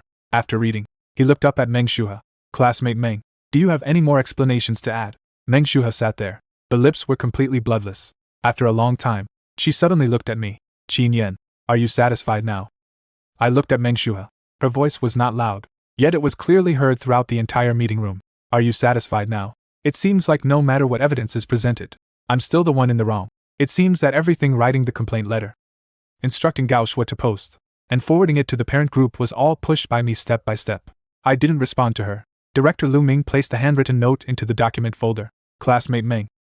What we are discussing now is the facts. It's not emotions. Meng Shuha's eyes turned red. She bit her lip, as if forcing herself not to let the tears fall. Director.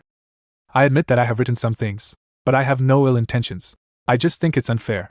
Lu Ming frowned. Where is it unfair? Meng Shuha looked up. Qin Yan's family has always been helping me. Everyone knows we're close. Before the nomination list was announced, he never once said he wanted to distance himself from me, but then he suddenly took the spot, suddenly switched classes, and suddenly reported the money for documentation. I just couldn't take it all at once. I just want the school to take another look at this. She is very clever. At this point, she no longer denies it. She turns the forgery into a loss of control after feeling wronged. She turns the attack into a plea for fairness. Turn calculation into youthful impulse. Han Wenbin spoke in a low voice at this moment. Senior high school students are under a lot of pressure. And Shuha is indeed at fault. But her grades are usually good, and she has always worked hard. Can the school give her a chance to make amends? My dad looked at Han Wenbin. Teacher Han. From yesterday onwards, you've been emphasizing that she's had it tough. But have you ever asked whether my son is having a hard time? Han Wenbin's expression shifted slightly. Mr. Qin, I'm not taking anyone's side. My father placed a report card on the table. According to the recommendation rules, Qin Yan ranks first in overall grades. His competition score is higher than Meng Shuha's. The basic materials for the interview are also more complete. There was no violation in him obtaining this spot. There was no violation in him switching classes. There was certainly no violation in us stopping the funding. Someone has written a letter of accusation to defame him. Your first reaction is still to find excuses for the other person. My father's voice was not heavy, yet every word pressed down inescapably. Han Wenbin fell silent. Mayim. Other sat beside me, her fingers gripping the strap of her bag. She used to fear arguments in front of others the most. But this time, she lifted her head and looked at Meng Shuha. Shuhi, Auntie truly cared about you before. You said you lacked materials, and I bought them for you. You said your family was struggling, and we transferred money to you. When you come to our home for meals, I'm afraid you'll feel uncomfortable. So I never let Yin Yan ask too many questions. But you can't accept our kindness while claiming we're harming you. Meng Shuha's tears finally fell. Auntie. I didn't. I'm just too scared. I'm afraid I won't pass the exam. I'm afraid of disappointing my mom. I'm afraid this is all my life will ever be. My mother closed her eyes. Everyone is afraid. My son is afraid too. He just never used to cry before. Meng Shuha froze. The confeer. NCE room fell silent for a few seconds. I looked at my mother. A part of my heart slowly loosened. In my past life, I never spoke of fear. I was afraid of failing to get into Huaqin, afraid of disappointing my parents, afraid of making Meng Shuha sad, afraid that others will say I'm not good enough. I suppressed all my fears. In the end, I broke myself. Director Lu Ming opened the school discipline handbook, posting anonymously and spreading false content to damage a classmate's reputation, instructing others to print and distribute complaint materials, causing chaos in the parent group. All of these need to be dealt with. Mingmu became anxious. Director. She's still a child. The critical period of senior year, a disciplinary action would ruin her. Lu Ming looked at her. And what about Qin Yan's recommendation qualification being maliciously reported? Isn't that critical? Mencius' mother choked once. We can apologize. We really can apologize. We will also return the money. Just hope the school doesn't give me a demerit. Meng Shuha lowered her head, tears falling one by one onto her school uniform pants. If only that piece of paper didn't exist. If only Gao Shuo hadn't spoken up. She might get through it with tears again. But this time, on the table lay the words she had written herself. Lu Ming finally announced. The school will issue Meng Shuha a serious warning. Student Gao Shuo assisted in dissemination and will also receive a warning. The content of the complaint letter has been verified as false. Student Qin Yan's recommendation qualification will not be affected. The funding record is kept solely as a factual record, with no details disclosed to the public. Anyone who subsequently spreads false information will be dealt with severely according to school discipline. Meng Mu slumped into the chair. Meng Shuha lifted her head. She looked at Lu Ming. He looked at me again. So I don't have a chance. Do I? Lu Ming said. You can take the college entrance exam as usual. You can participate in the subsequent on-campus selection, provided you follow the rules. Meng Shuha smiled slightly. That smile was very faint. There was not a trace of warmth. The rules. So the rules only protect those who have obtained something. I stood up. The rules once protected you too. You're the one who refused to rely on your grades to get ahead. Her gaze instantly turned cold. Qin Yen, don't get too cocky. A recommendation is just a recommendation. If you don't pass the interview, you still won't get into Huaqing. I nodded. So I'll prepare for the interview. I won't waste any more time on you. Her face stiffened. This sentence stings her more than a quarrel. Because I really am leaving. Not out of spite. Not waiting for her to comfort me. But to completely remove her from my life. After the meeting, I returned to the experimental class. Many people in the hallway looked at me. This time, the gaze had changed. Some people awkwardly looked away. Someone whispered, "I'm sorry." Others still remained silent. I didn't stop. Not every misunderstanding is worth explaining to everyone. I just need to walk steadily. The afternoon mock interview list has been posted. First in the grade, Jiangxiu Yuan. The second name is mine, Qin Yen. The red paper was posted on the bulletin board. Many people gathered around to look. Lu Xiao stood nearby and let out a whistle. Not bad. Qin Monfin. You've really made a name for yourself this time. I glanced at him. A good name or a bad one? Lu Xiao smiled. In the top class. A perfect score means a good name. Xiao Man walked by with documents in her arms. She paused for a moment. The mock interview questions are quite tricky. Last year, there was a question asking how you would respond if your success came at the expense of others losing opportunities. Lu Xiao frowned. Isn't this question directly targeting him? Xiao Man said. That's why we need to think ahead. I looked at the names on the bulletin board. Nothing difficult to answer. I didn't take the opportunity away from anyone else. I was already ahead of the rules to begin with. Xiao Man looked at me for a few seconds. She nodded. Then you'd better remember. That. After school in the evening, I had just walked out of the school gate. A middle-aged man in a white shirt stood by the roadside. A cigarette was pinched between his fingers. His gaze fell on me. Gao Shui stood beside him. His expression was very unpleasant. The middle-aged man stubbed out his cigarette and walked up to me. You're Qin Yen. I stopped. Gao Shui said in a low voice. Dad. The man ignored him. He stared at me. His voice low and restrained. My son got a disciplinary record because of this petty mess you caused. Don't you think you owe me an explanation? People were coming and going at the school gate. The evening wind rolled up dust as it swept across the roadside. Gao Shui stood behind his father, his face extremely embarrassed. He wanted to stop his father, but just as my hand reached out, it stopped. I looked at the man in front of me. There was fire in his eyes. More than that, a fury born of wounded pride. Uncle, I said, the punishment wasn't given by me. It was handled by the school according to the regulations. Gao's father let out a cold laugh. Don't push me with your rules. My son has never gotten into trouble before. If it weren't for you and that IRL, would he have been dragged into this? I didn't step back. It was Meng Shuhe who told him to do it. But he was the one who used the computer. He was the one who posted the message. He's not a 3-year-old child. Gao Shui's face turned even paler. Gao's father's expression darkened. You sure have a sharp tongue. Kid, no wonder you managed to mess things up like this. My dad's car was parked by the roadside. He was originally waiting for me in the car. Seeing something was wrong over here, he immediately got out and walked over. What happened? When Gao's father saw my dad, his tone became even more aggressive. You must be Qin Yan's father. Your kid has a bright future. So my kid should just take the blame and get a demerit. My dad stood beside me. The school has already investigated whether your son did it or not. If you feel the handling is unfair, you can file an appeal. Don't stop the child at the school gate. Father Gao was left speechless. He stared at my father. You sure know how to talk. Rich people are really different. My dad's face turned cold. This has nothing to do with money. Whoever does the work takes responsibility. Father Gao wanted to say more. Gao Shui suddenly spoke up. Dad. Stop talking. His voice was a little hoarse. I was the one who was foolish. Father Gao turned around and glared at him. Are you still speaking up for someone else? Gao Shui lowered his head. I'm not speaking for anyone. I'm just stupid. Meng Shuhe asked me to help her. I thought she was just feeling wrong. I thought posting about it wouldn't matter. But when she pushed me out, she didn't say a single word in my defense. As he spoke, his eyes turned red. Dad, I accept it. Gao Fu was stunned. The noise at the school gate suddenly seemed to fade into the distance. I looked at Gao Zhua. In the previous life, he eventually lost contact with me as well. I once resented him. I resented him for always telling me to be more forgiving. I resented him for taking Meng Shuhe's side. But now I see. He was just another person led around by her tears. It's just that he didn't end up paying with his whole life like I did in my past life. Father Gao was silent for a long time. Finally, he pointed sternly at him. Let's go home. Gao Zhua followed him a few steps. Then he turned back to look at me. Qin Yen. I looked over. He spoke. I'm sorry. This time. I nodded. Think it through first next time.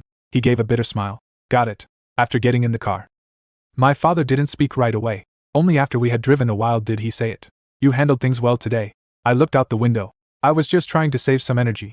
I used to always want everyone to understand that I'm not a bad person. I only realized later that some POP They just want to pick a side. They don't want to know the truth. They only want to find a narrative that makes them feel comfortable. The next day, there was a mock interview in the city. The location is at the education center next to the Children's Palace. The school sent a car. There were only 3 people in the car. Jiang Xiuyuan, I. There was also the team leader, Fang Qiming. Jiang Xiuyuan sat in the front row. He wore black-rimmed glasses and was flipping through an English material in his hands. He was the top student in the grade. In his previous life, he ended up in the mathematics department of Tsinghua University. I didn't have much interaction with him. All I remember is that he rarely spoke. Halfway through the drive, he suddenly turned around. Qin Yan. That matter yesterday it was handled too noisily. Fang Qiming looked up. Jiang Xiuyuan's tone was calm. If I were the interviewer, I would ask you, how would you evaluate your performance in this matter? I look at him. Are you reminding me now? He adjusted his glasses. I suppose so. I don't like people who get emotional on the spot and drag down the school's average performance. If Lu Xiao were here, he would probably have already scolded him for not knowing how to speak, but I just smiled. I would say that I protected my own rights within the rules. Submit the facts as they are, and do not escalate personal conflicts. If this matter brings negative consequences, I am willing to accept the school's investigation, but I will not give up what is rightfully mine just to maintain a superficial harmony. Jiang Xiuyuan looked at me for a few seconds. Okay. Fang Qiming snorted beside him. You too. Don't start interviewing as soon as you get in the car. When they arrived at the education center, many students had already gathered in the hallway. The top students from various schools were gathered together. Some people are memorizing materials. Some people are practicing their self-introductions. Some people are discussing current affairs topics in low voices. I stood by the window. Looking at my reflection in the glass. School uniforms. School bags. 17-year-old faces. But the look in their eyes is no longer the same as it once was. The mock interview consists of 3 rounds. The first round is a self-statement. The second round is material analysis. The third round is a stress QA. When it was my turn, there were 4 teachers sitting in the interview room. The female teacher in the middle was flipping through my documents. Qin Yan, you've been involved in some controversy at school recently. Do you think this will affect our judgment of you? The question came sooner than I expected. I sat up straight. I will. Several teachers looked at me at the same time. I continued speaking. Any controversy will affect the initial impression, so I don't plan to avoid it. The rules for recommendation eligibility are public. My grades and competition scores meet the requirements. Someone questioned me, and the school conducted an investigation. The result is that there is no issue with my qualifications. If the teacher wants to know the details, I can explain them truthfully. If the teacher only assesses my abilities, I can also return to the question itself. A hint of interest flickered in the female teacher's eyes. Then do you think there are boundaries to helping others? I said, yes. Helping without boundaries can make the person being helped lose their sense of responsibility. It can also cause the helper to lose their own path. True kindness should not demand that a person sacrifice their future as proof. The interview room fell silent for a moment. The male teacher beside him tapped his pen. What if that person truly needs the opportunity more than you do? I look at him. Need cannot replace qualification. I can offer help within my capabilities, but I cannot change the selection rules based on who is more pitiful. If the rules can be changed by tiers, it would be unfair to everyone who has worked hard. The female teacher closed the materials. One last question. If you don't get recommended by watching this time, what will you do? I didn't hesitate. Continue with the college entrance exam. Keep aiming for watching. Recommendations are opportunities, not the final destination. I will no longer stake my life on whether others grant me fulfillment. As I walked out of the interview room, my palms were sweaty, but he felt very steady inside. Fang Qiming stood at the end of the corridor.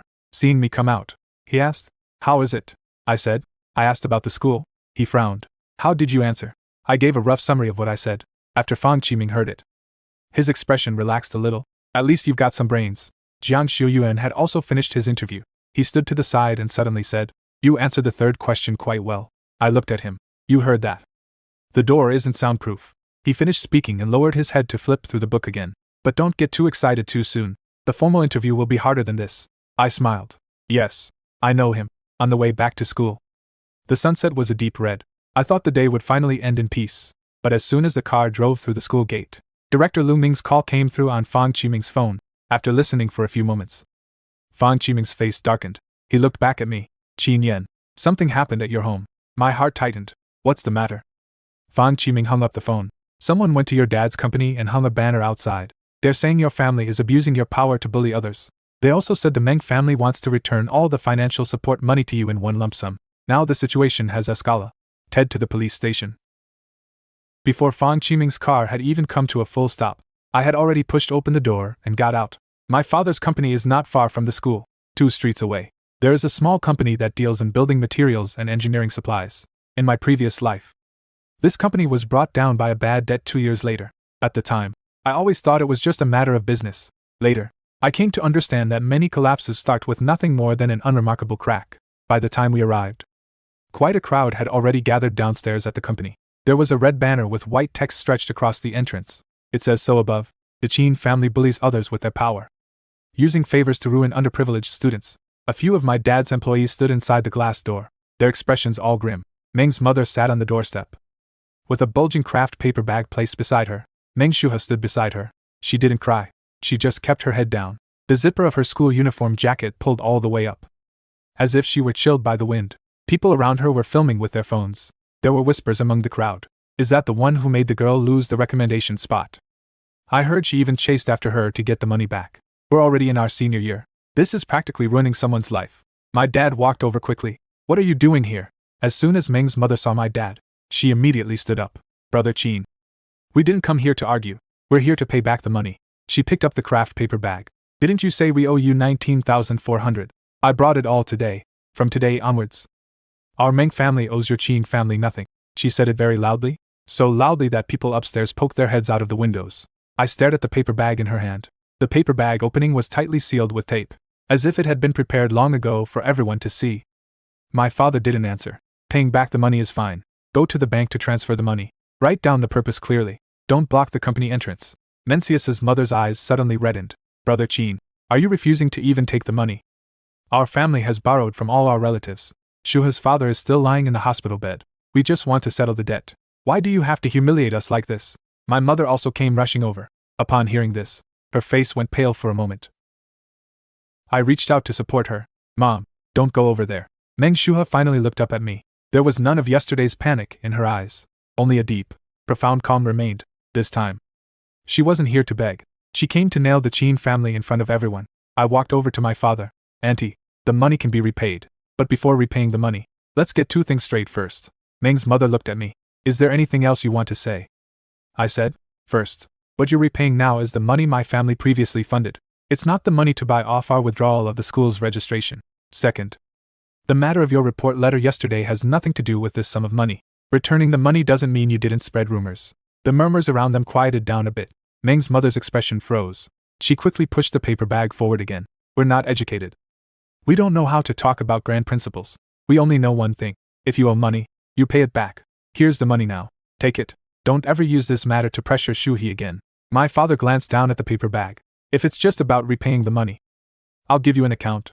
Go transfer it at the bank. If you insist on giving cash here in public, then I won't accept it. Mencius's mother's tears fell. Did everyone hear that? The Chin family refuses to accept it. They want us to bear this reputation forever. Someone in the crowd frowned. That's going too far. They've already paid the money back. Rich people are just different. They have to push people to the edge. I looked at the person who spoke. It was AM. And wearing a baseball cap. He kept holding up his phone.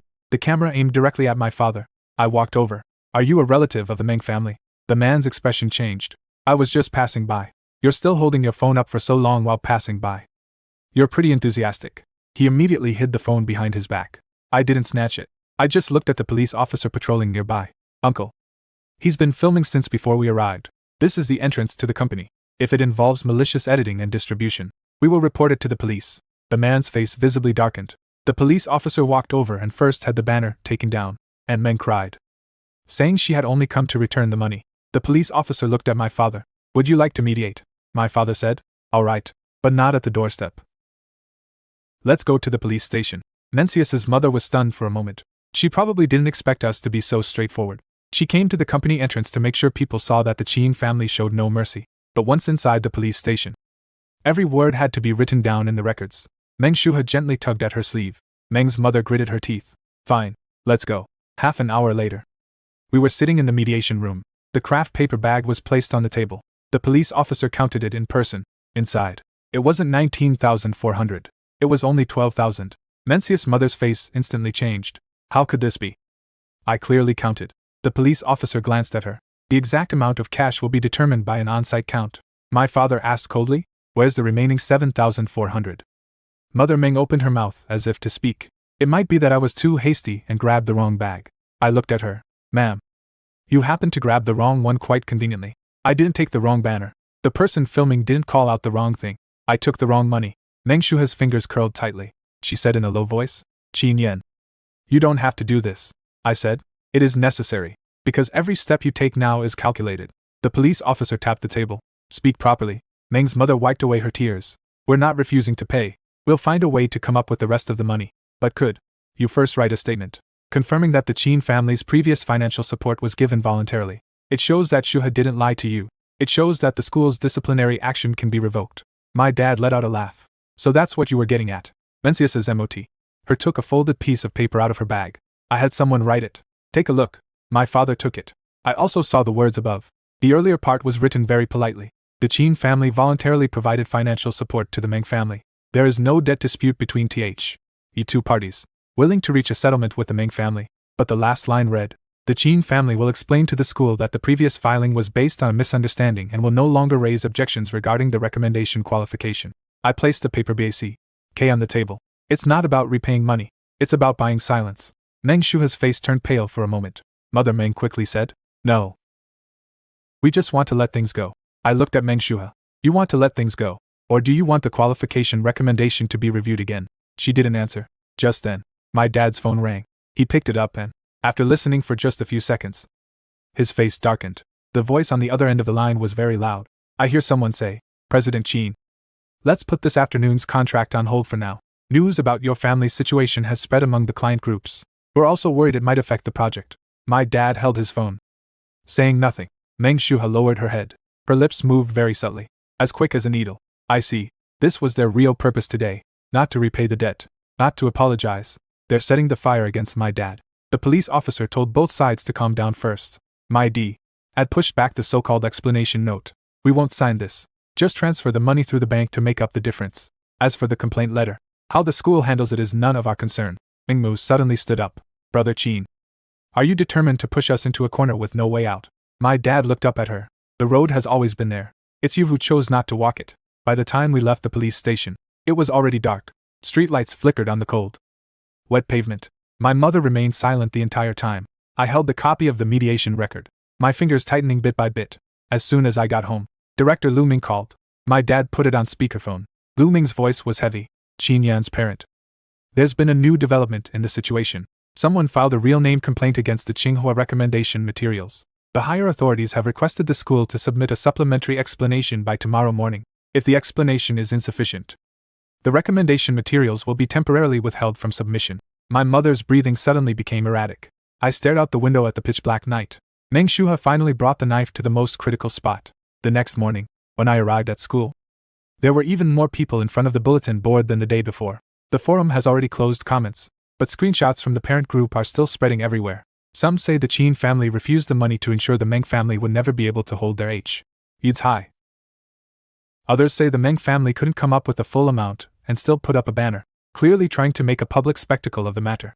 Some people also say that Huaqing's recommendation has been complained about, and the higher-ups need to review it again. Every sentence is half true, half false, and that makes it the easiest to believe. I walked through the crowd and went straight to the experimental class. Fang Qiming stood in front of the podium. When he saw me, he didn't ask about what happened at the company entrance.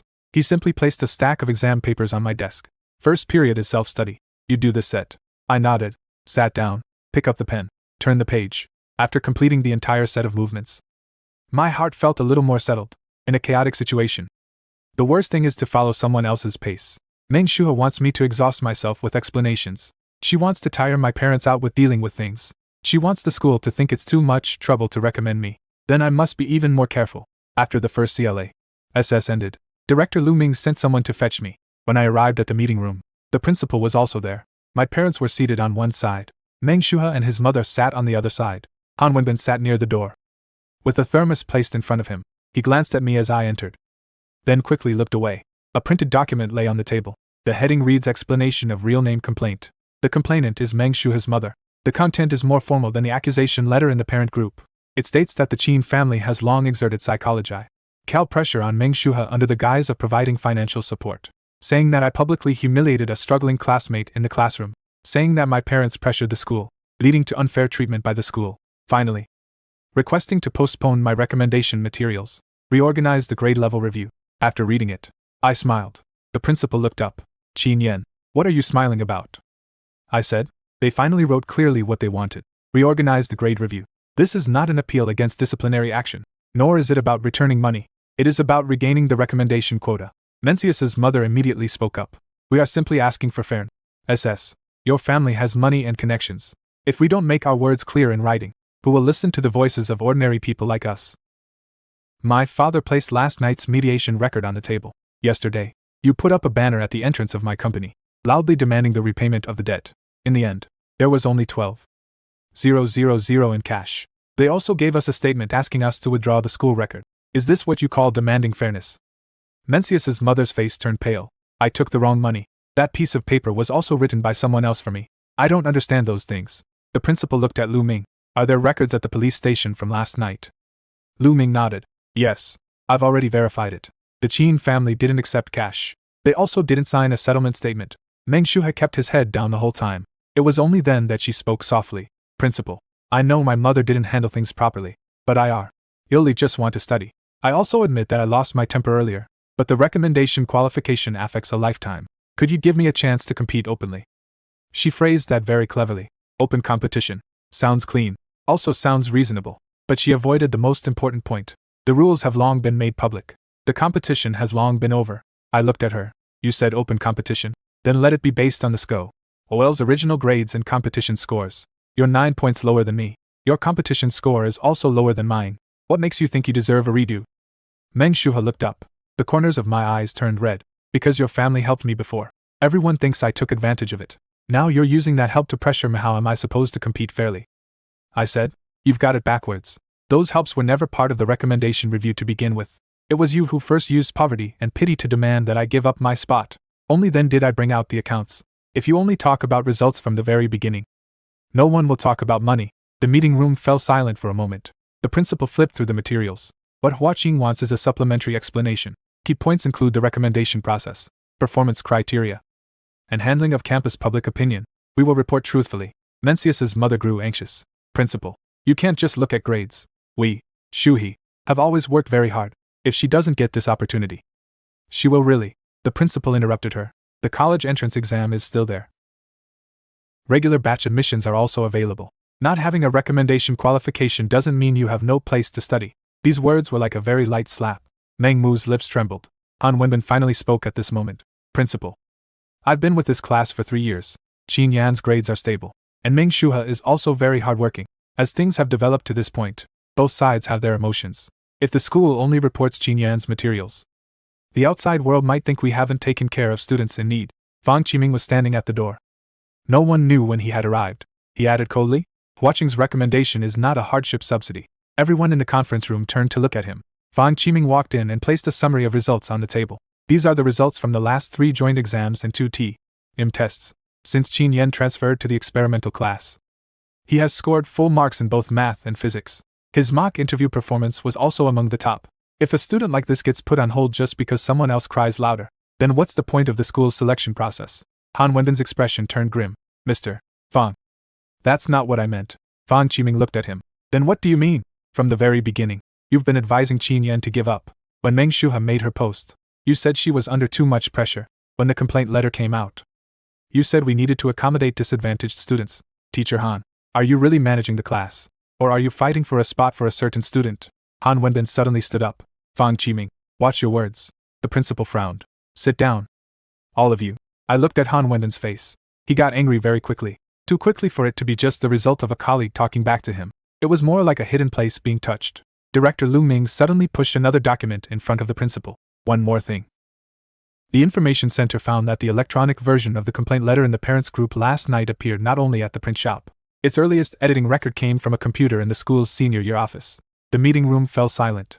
Han Wenbin's fingers poused. Ed on the thermos cup. Lu Ming continued speaking. The login account is Teacher Han's. The login account belongs to Teacher Han. Director Lu Ming had just finished saying those last few words when the silence in the meeting room was as if someone had sucked out all the sound. Han Wenbin's hand was still resting on the thermos cup. He had twisted the lid halfway off, and steam was seeping out through the gap. He stopped twisting. The principal slowly looked up. Teacher Han, explain this matter. Han Wenbin's face turned pale for a moment. Soon. He placed the cup back on the table. My account is usually set to autologin on the office computer. So many people come and go in the senior high office. Just because the account is mine doesn't mean I wrote that thing. That sounds reasonable. But his voice was much lower than before. Director Lu Ming did not immediately refute. He pushed the second record over. This is editing time. 5:58 p.m. yesterday. New document created. 6:03 p.m. First save. 6:11 p.m. Title modified. At 6:17. Export the print version. At 6:23. Gao Shui printed it at a print shop outside the school. The IT teacher continued. Office surveillance shows that Teacher Han was in the office between 5:50 and 6:20 during that time. No other teacher used that computer. Han Wenden's face completely darkened. I was in the office. But what I was writing was a class situation report. It's not a whistleblowing letter. Fang Qiming let out a cold laugh. Does the class situation report need to mention the Qin family apply? ING pressure. Does it need to mention malicious competition? Do you need to write a suggestion to revoke the recommendation qualification? Han Wenden suddenly looked at him. Fang Qiming. Don't put labels on me. The principal slammed the table. Enough. The conference room fell silent once again. But Mencius's mother's eyes lit up. It was as if she had finally grasped a new lifeline. Principal. Look at this. Even Teacher Han thinks there's something wrong with this. Our family is not being unreasonable. We're just ordinary parents. We don't know all the procedures. If even the teacher hadn't found it unacceptable, who would have helped us write all this? Han Wenden's lips tightened. He clearly hadn't expected Meng Mu to push him out so quickly. Meng Shuha lowered her head, her fingers clutching the hem of her school uniform. She didn't look at Han Wenden, nor did a single word is said on his behalf. I watched this scene unfold, feeling not the slightest surprise. She has always been like this. When she needs something, she cries and begs you. When you're not needed, she'll put you in front to take the hit. Han Wenden finally spoke. I'm only speaking from the perspective of a homeroom teacher, advising the school to pay attention to public opinion. I didn't have anyone file a complaint. Director Lu Ming asked. Then why did this document end up in the Meng family's hands? Han Wenden fell silent. The principal's expression had already turned grim. Teacher Han, you are the homeroom teacher. You can report the situation regarding students, but you cannot bypass school procedures and provide materials with clear bias to parents. Even more so, you must not participate in complaints that could affect recommendation eligibility. Han Wenden's Adam's apple moved. I admit my approach was inappropriate, but I had no selfish motives. Qin Yan has excellent grades. But Meng Shuha comes from a disadvantaged family, and has always worked very hard. As a teacher, I just wanted both students to have the opportunity. My father suddenly let out a chuckle. Teacher Han, the opportunity wasn't something you took half of from my son's hands. There are scholarships, financial aid, the college entrance exam, and subsequent admissions. Why are you so fixated on the recommendation qualification he already has? Han Wenbin couldn't answer. Meng Shuha's face turned extremely pale. She finally lifted her head. Teacher Han just took pity on me. You don't have to drag him into this. I looked at her. It's too late to say that now. From the moment you submitted the complaint, everyone who helped you write it has already been caught up in this. A layer of hatred welled up in her eyes. It was faint, but clearer than tears. The principal stood up. The school will set up a temporary committee for this matter. Teacher Han Wenbin is suspended from participating and the recommendation work related to Class 3. Grade 12. Student Qin Yan's materials will be jointly supplemented by the Academic Affairs Office and Teacher Fang from the experimental class. Student Meng Shuha's disciplinary and complaint issues will be handled separately. Meng's mother grew anxious. Principal. What about the recommendation quota? The principal looked at her. Based on the current evidence, Qin Yan's recommendation qualification does not violate any rules. The school will not voluntarily revoke it. Madam Meng's expression changed. Then what's the point of filing a complaint to the higher-ups? As soon as she said this, she froze herself. No one in the meeting room responded, because she had finally spoken her true thoughts. She doesn't want fairness. What she wants is to have me removed. Just then, Director Lu Ming's phone rang. He glanced at the number and immediately answered. Hello? Yes. We are organizing the materials. Before 5 o'clock this afternoon. His expression slowly changed. My dad looked at him. My mother's hand also tightened. After Lu Ming hung up the phone, everyone in the meeting room turned their gaze toward him. He said in a deep voice, Huaqing Admissions Office requires the school to submit the complete supplementary materials before 5:00 p.m. today, including a description of the recommendation process, student academic records, public opinion handling records, and the conclusions of related complaint investigations. If the materials are insufficient, our school's self-recommendation quota for this year will be temporarily suspended. My mother's face turned pale instantly, but for a moment, Meng's mother couldn't suppress the glint of satisfaction in her eyes. She quickly lowered her head, pretending to be uneasy. I looked at the clock on the wall. 10:40 in the morning, only a little over 6 hours left until 5:00 p.m. Meng Shuha gently lifted her eyes to look at me. That look seemed to say something. So what if you can get it? As long as I stir up the water. You won't be able to leave either. I picked up the summary of results on the table. A faint crease was pressed into the edge of the paper by my fingertips. Principal. I can cooperate in providing the supporting materials. I am willing to accept verification of everything. But there is one thing, please make it clear in writing. I have never actively asked anyone to give up an opportunity. I simply refuse to give up my own opportunity. The principal looked at me for a few seconds. I'll write it clearly. I nodded. That's enough. But I knew it clearly in my heart. But that wasn't enough. Because Meng Shuha had already brought the matter before Hua Qin. The next blow would definitely not be limited to the school. The school temporarily cleared out the small meeting room next to the academic affairs office. The table was covered with materials. Transcript. T.S. Copies of competition certificates. Recommended rules original text. Class announcement records. Office surveillance schedule. Police station mediation records. Screenshot of the parent group chat. Anonymous post backend records. Every piece of paper is like a brick. I need to rebuild my qualifications solidly before 5 o'clock in the afternoon. Director Lu Ming is responsible for explaining the process. Fan Qiming is responsible for evaluating grades and abilities. The principal personally writes the submission opinions. My parents sat nearby and rechecked all the funding details. I haven't been idle. I arranged all my competition materials from grade 10 to grade 12 by time. Every notebo. OK has a date on it. Every monthly exam grade has the teacher's signature. Every certificate bears the school's seal. In my past life, I entrusted too many things to others' words. In this life, I only believe in what is written on paper. At 12:30 in the afternoon, Lu Xiao knocked and entered. He was holding a folder in his hand. My mom told me to bring this over. Lu Ming looked at him. What's this? Lu Xiao said. My mom's a lawyer. She said this is not litigation material. Just a risk warning. If someone continues to spread false content in the parent group and client group, we can first send a lawyer's letter.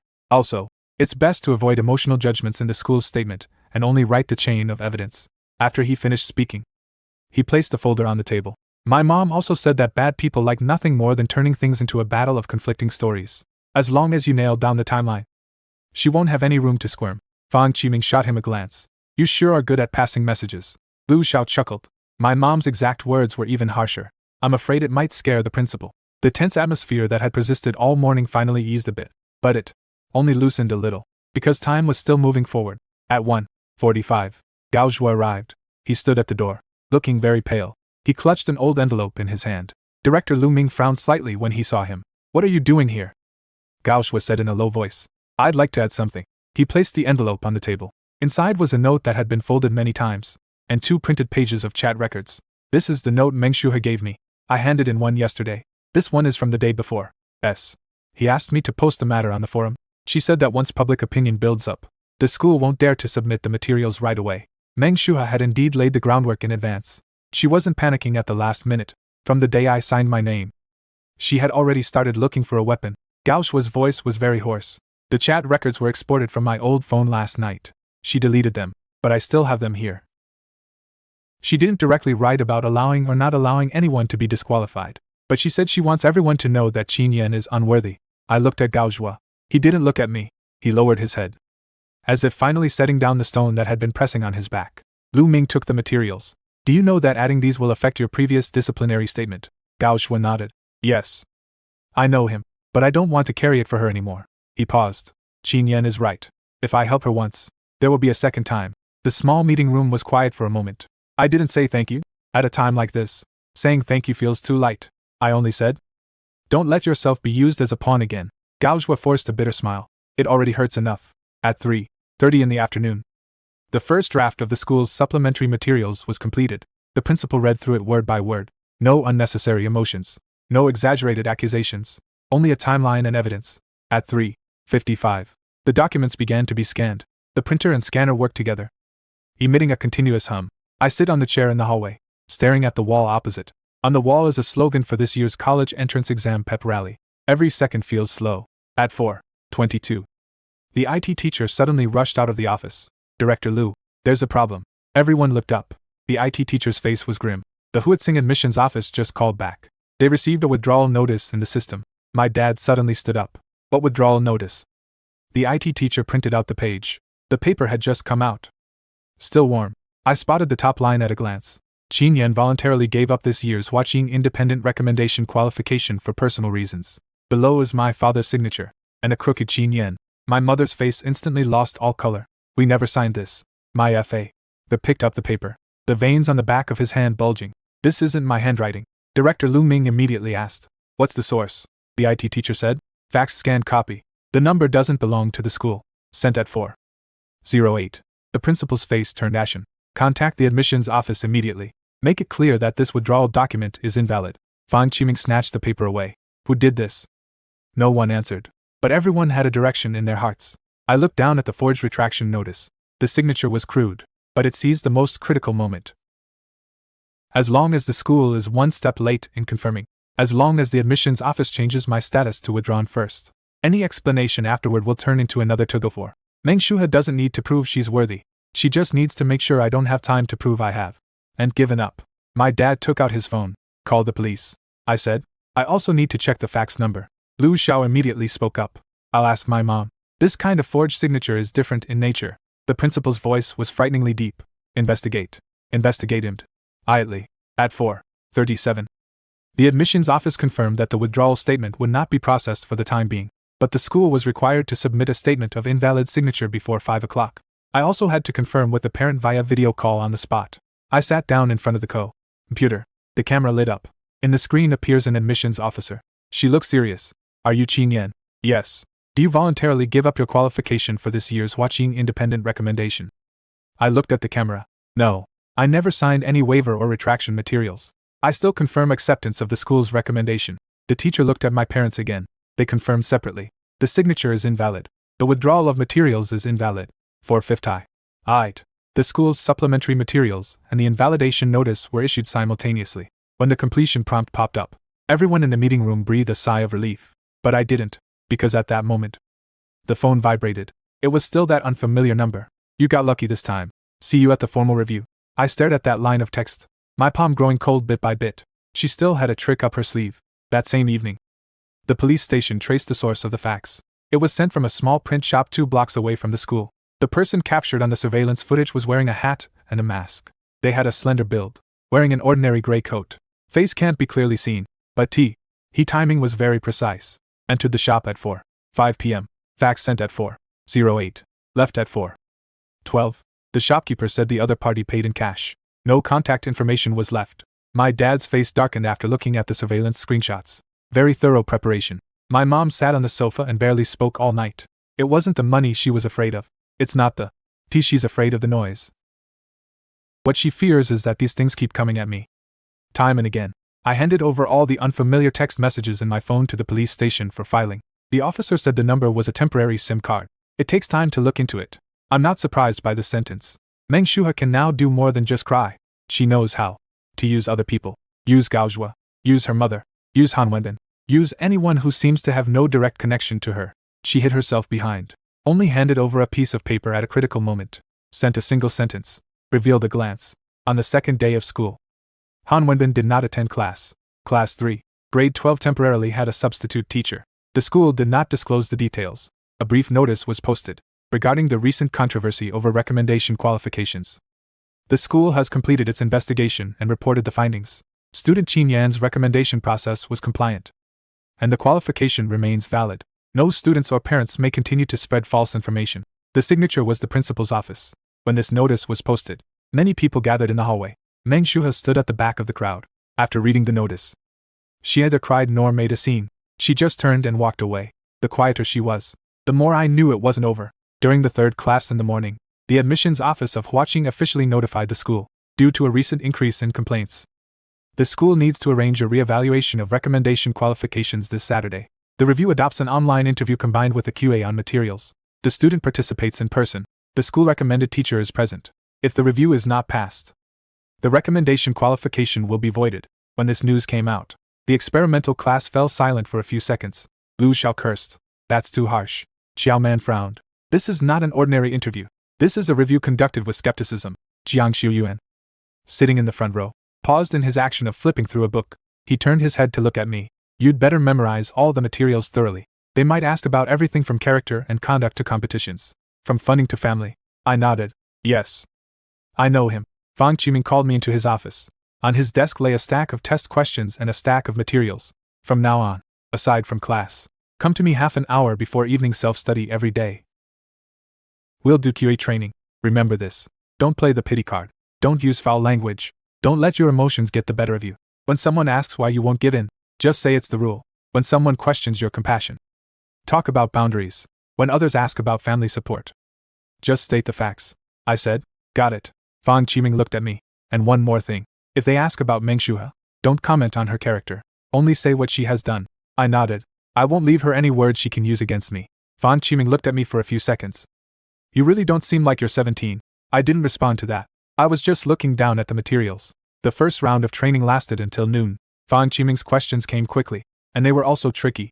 Do you think underprivileged students should receive more support? They should receive support in terms of educational resources. They should not directly replace qualifications in academic selection. Do you regret making the funding details public? I have not disclosed the specific details. I only filed a record with the school. The reason for filing was that the other party used the sponsorship relationship to attack my recommendation eligibility. If Meng Shuhe apologizes to you, would you forgive them? I accept the apology, but acceptance does not mean the facts are undone. Fang Qiming finally put down his pen. All right, keep up this date until Saturday. I had just stepped out of the office when I saw Meng Shuhe standing at the end of the hallway. She seemed to be waiting for me on purpose. Her expression today was very calm. She even gave me a slight smile. Qin Yan. I stop. Something wrong. She took a few steps closer. Do you think you've won now?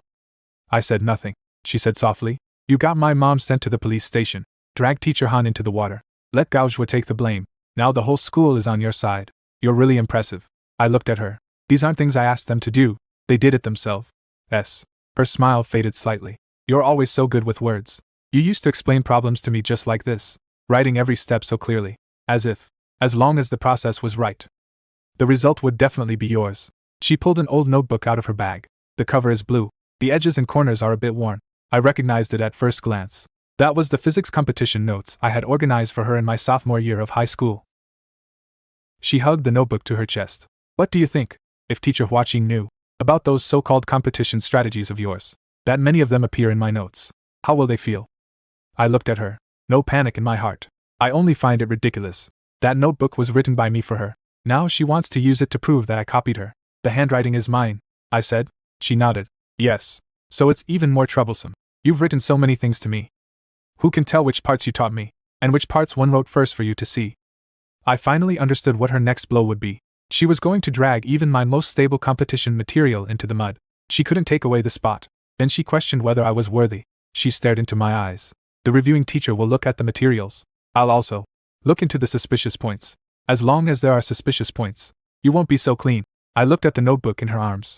Meng Shuhe, did you really think the things I organized for you would stay with you alone? The smile on her face froze for a moment. I took a step forward. I have the first drafts of every single competition notebook. The derivation for each problem has an earlier date in my own notebook. The one in your hand is just a simplified version I copy for you.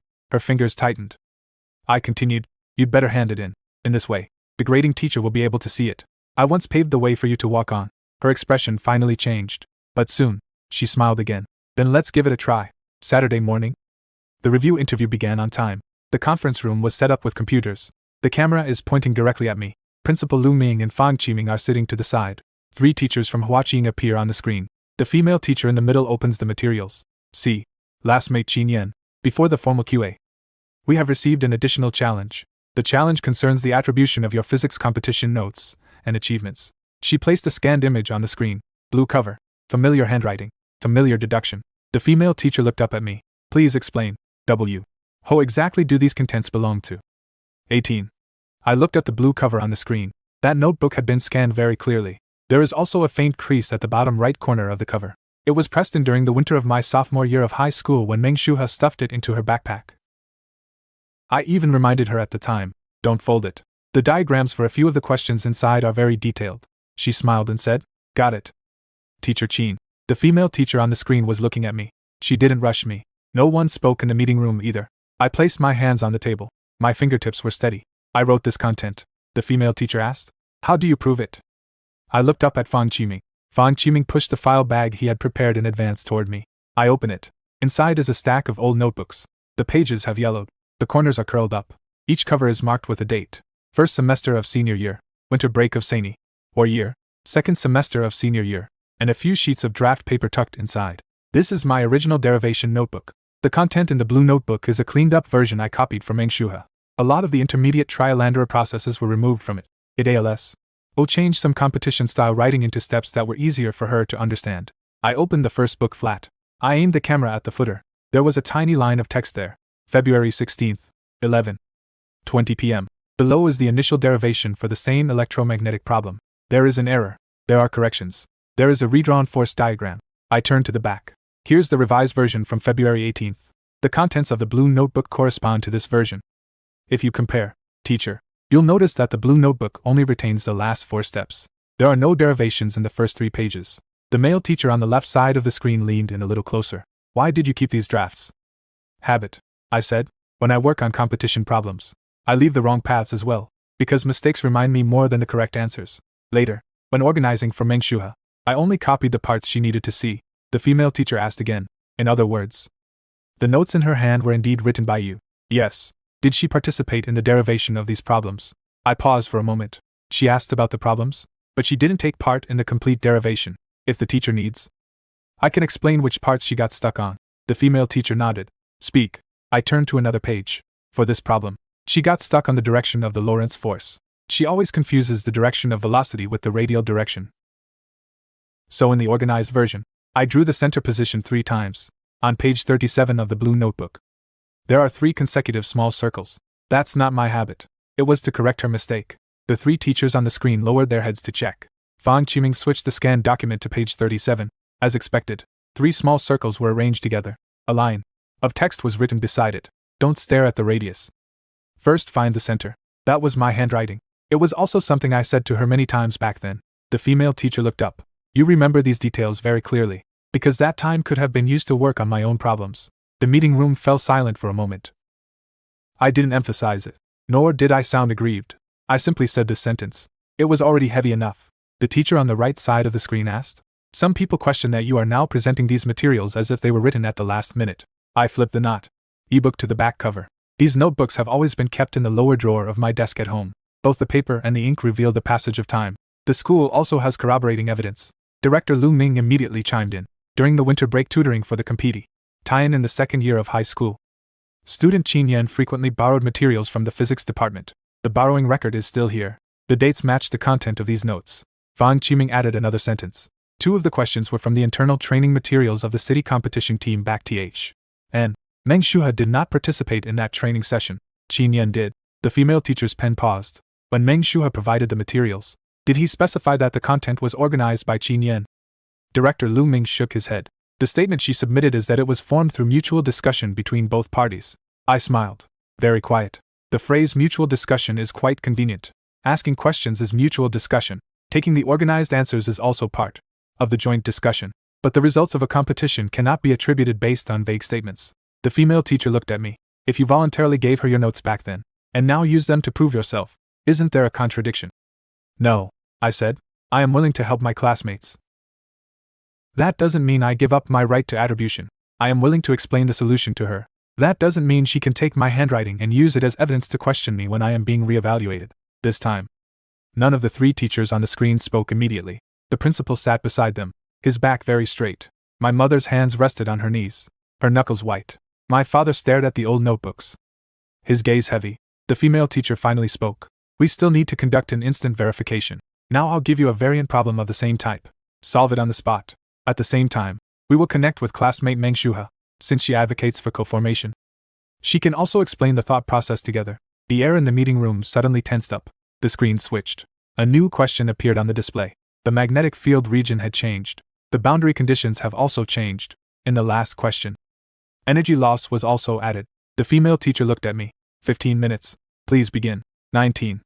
I picked up the pen. The paper was very white. The questions were brand new. There was no trace of familiarity. This is perfect. What you've memorized will show its flaws and variations. Only those who have truly worked through it know where to start. I'll draw the boundary first. Mark the direction of velocity again. Finally, press the position of the critical center onto the coordinate axis. The female teacher did not speak. A small window appeared on the other side of the screen. Meng Shuha sat in the regular class office. Beside her was the temporary substitute teacher. Her face was very pale, but she was still forcing herself to stay calm. She also held a pen, but the tip of the pen lingered on the paper for a long time. I didn't look at her. I finished writing the first question. Second question. Change the coordinates. Third question. Reset the angle of incidence. When it came to the last question, I paused for more than 10 seconds. Not stuck.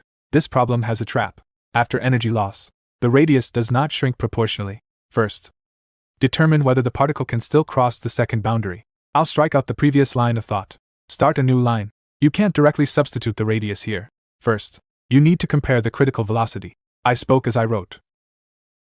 If the speed is lower than this value, the particle will complete a semicircular motion within the second region. The question asks whether it can reach the receiving plate. So let's first consider the different cases. The female teacher looked up at me. I continued pushing further. 15 minutes weren't up yet. I put down my pen. I've finished solving it. The male teacher on the screen took a photo of my paper and uploaded it. After a moment, he nodded. The thought process is complete. The female teacher looked at another window. Classmate Meng Shuha. Please explain your method. Meng Shuha's fingers gripped the pen. The draft paper in front of her only had the first 2 questions written out. The third question was half empty. The last question contained just a single formula. She said softly, I was a little nervous just now. The female teacher said, It's fine. Tell me about the part you've already written. Meng Shuha bit her lip. The first step is to find the center of the circle. Then use the radius relationship. The female teacher asked, Why is the center of the circle in this position? Meng Shuha stopped. Because the direction of velocity is perpendicular to the radius. Specifically for this problem, the color drained even more from her face. I sat nearby without interrupting.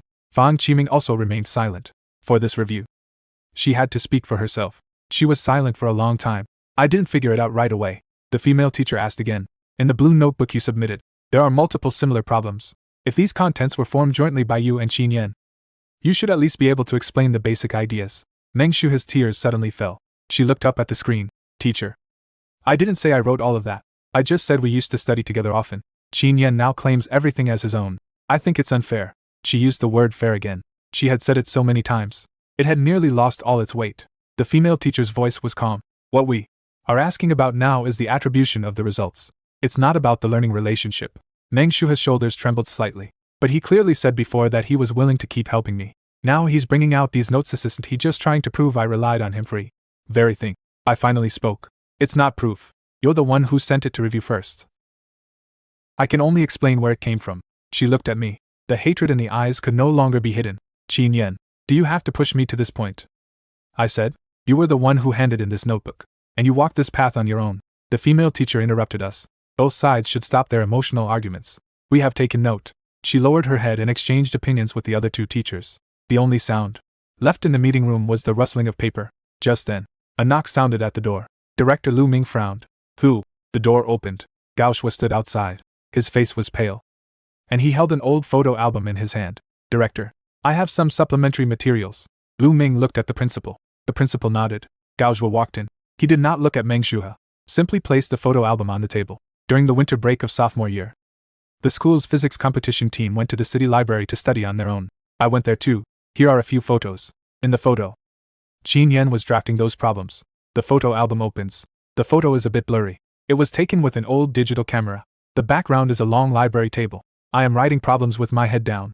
On the table, a spread of scratched paper reveals a corner of an electromagnetic trajectory diagram.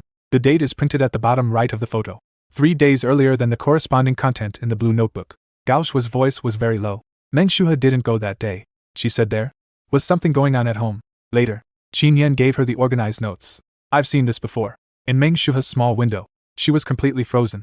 She probably hadn't expected it. Gao Shui will stand up once again, and this time, she will stand opposite her. The female teacher asked. Student Gao Shui, why are you only submitting it now? Gao Shui lowered his eyes. Because I made a mistake before. I posted on Meng Shuha's behalf. I also printed materials for her. I don't want to keep making mistakes. His voice wasn't loud, yet every word landed clearly. The female teacher nodded. The materials should be submitted AF to verification by the school. Just as everyone thought this round of QA was coming to an end, Meng Shuha suddenly lifted her head. Tears were still streaming down her face, but her voice had already turned cold. Teacher, I also have a recording. Qin Yan said with his own mouth that he didn't do all this for the rules. He did it to get back at me. My mom suddenly looked at me. My dad's face also changed. The female teacher on the screen frowned. Play. Meng Shuha pressed the phone. A fragmented voice see. Aim from over there. First, my voice. Starting today. It's over. Then another sentence. I won't waste any more time on you. It finally stopped on an even more piercing sentence. She has no way out. So I should step back. The recording came to an abrupt stop. Meng Shuha looked up at me. Teacher. So this is what he truly thinks. 20. The meeting room was as quiet as ice. My mother's face turned pale, but my father quickly pressed down on her hand. He looked at me. I shook my head. This isn't the full recording. The female teacher did not respond immediately. Classmate Qin Yan. You explain, I said. The first sentence was me saying at the Academic Affairs Office to stop my family's continued funding. The second sentence was me saying after the meeting that I was going to prepare for an interview. The third sentence was not me stating my own thoughts. That was me repeating the pressure from my past life. No, from what others put on me. I stopped just in time. A weight settled in my chest. So close. This secret cannot be spoken. No one can think I'm crazy. I steadied my voice. What I meant at the time was, she has no way out. So I should step back. This is the logic they've been pushing on me all along. I don't agree. The female teacher's eyes flickered slightly. Do you have the full recording? I shook my head. No, Meng Shuha said immediately. Then of course he can explain it however he wants. This time. She didn't cry. She knew that crying was no longer useful. She began to learn to back every word with evidence. But she forgot one thing. Things that are stitched together will also leave seams. Lu Xiao had been sitting outside the door, waiting for news. At that moment, he suddenly poked his head in. Teacher, may I say something? The principal frowned.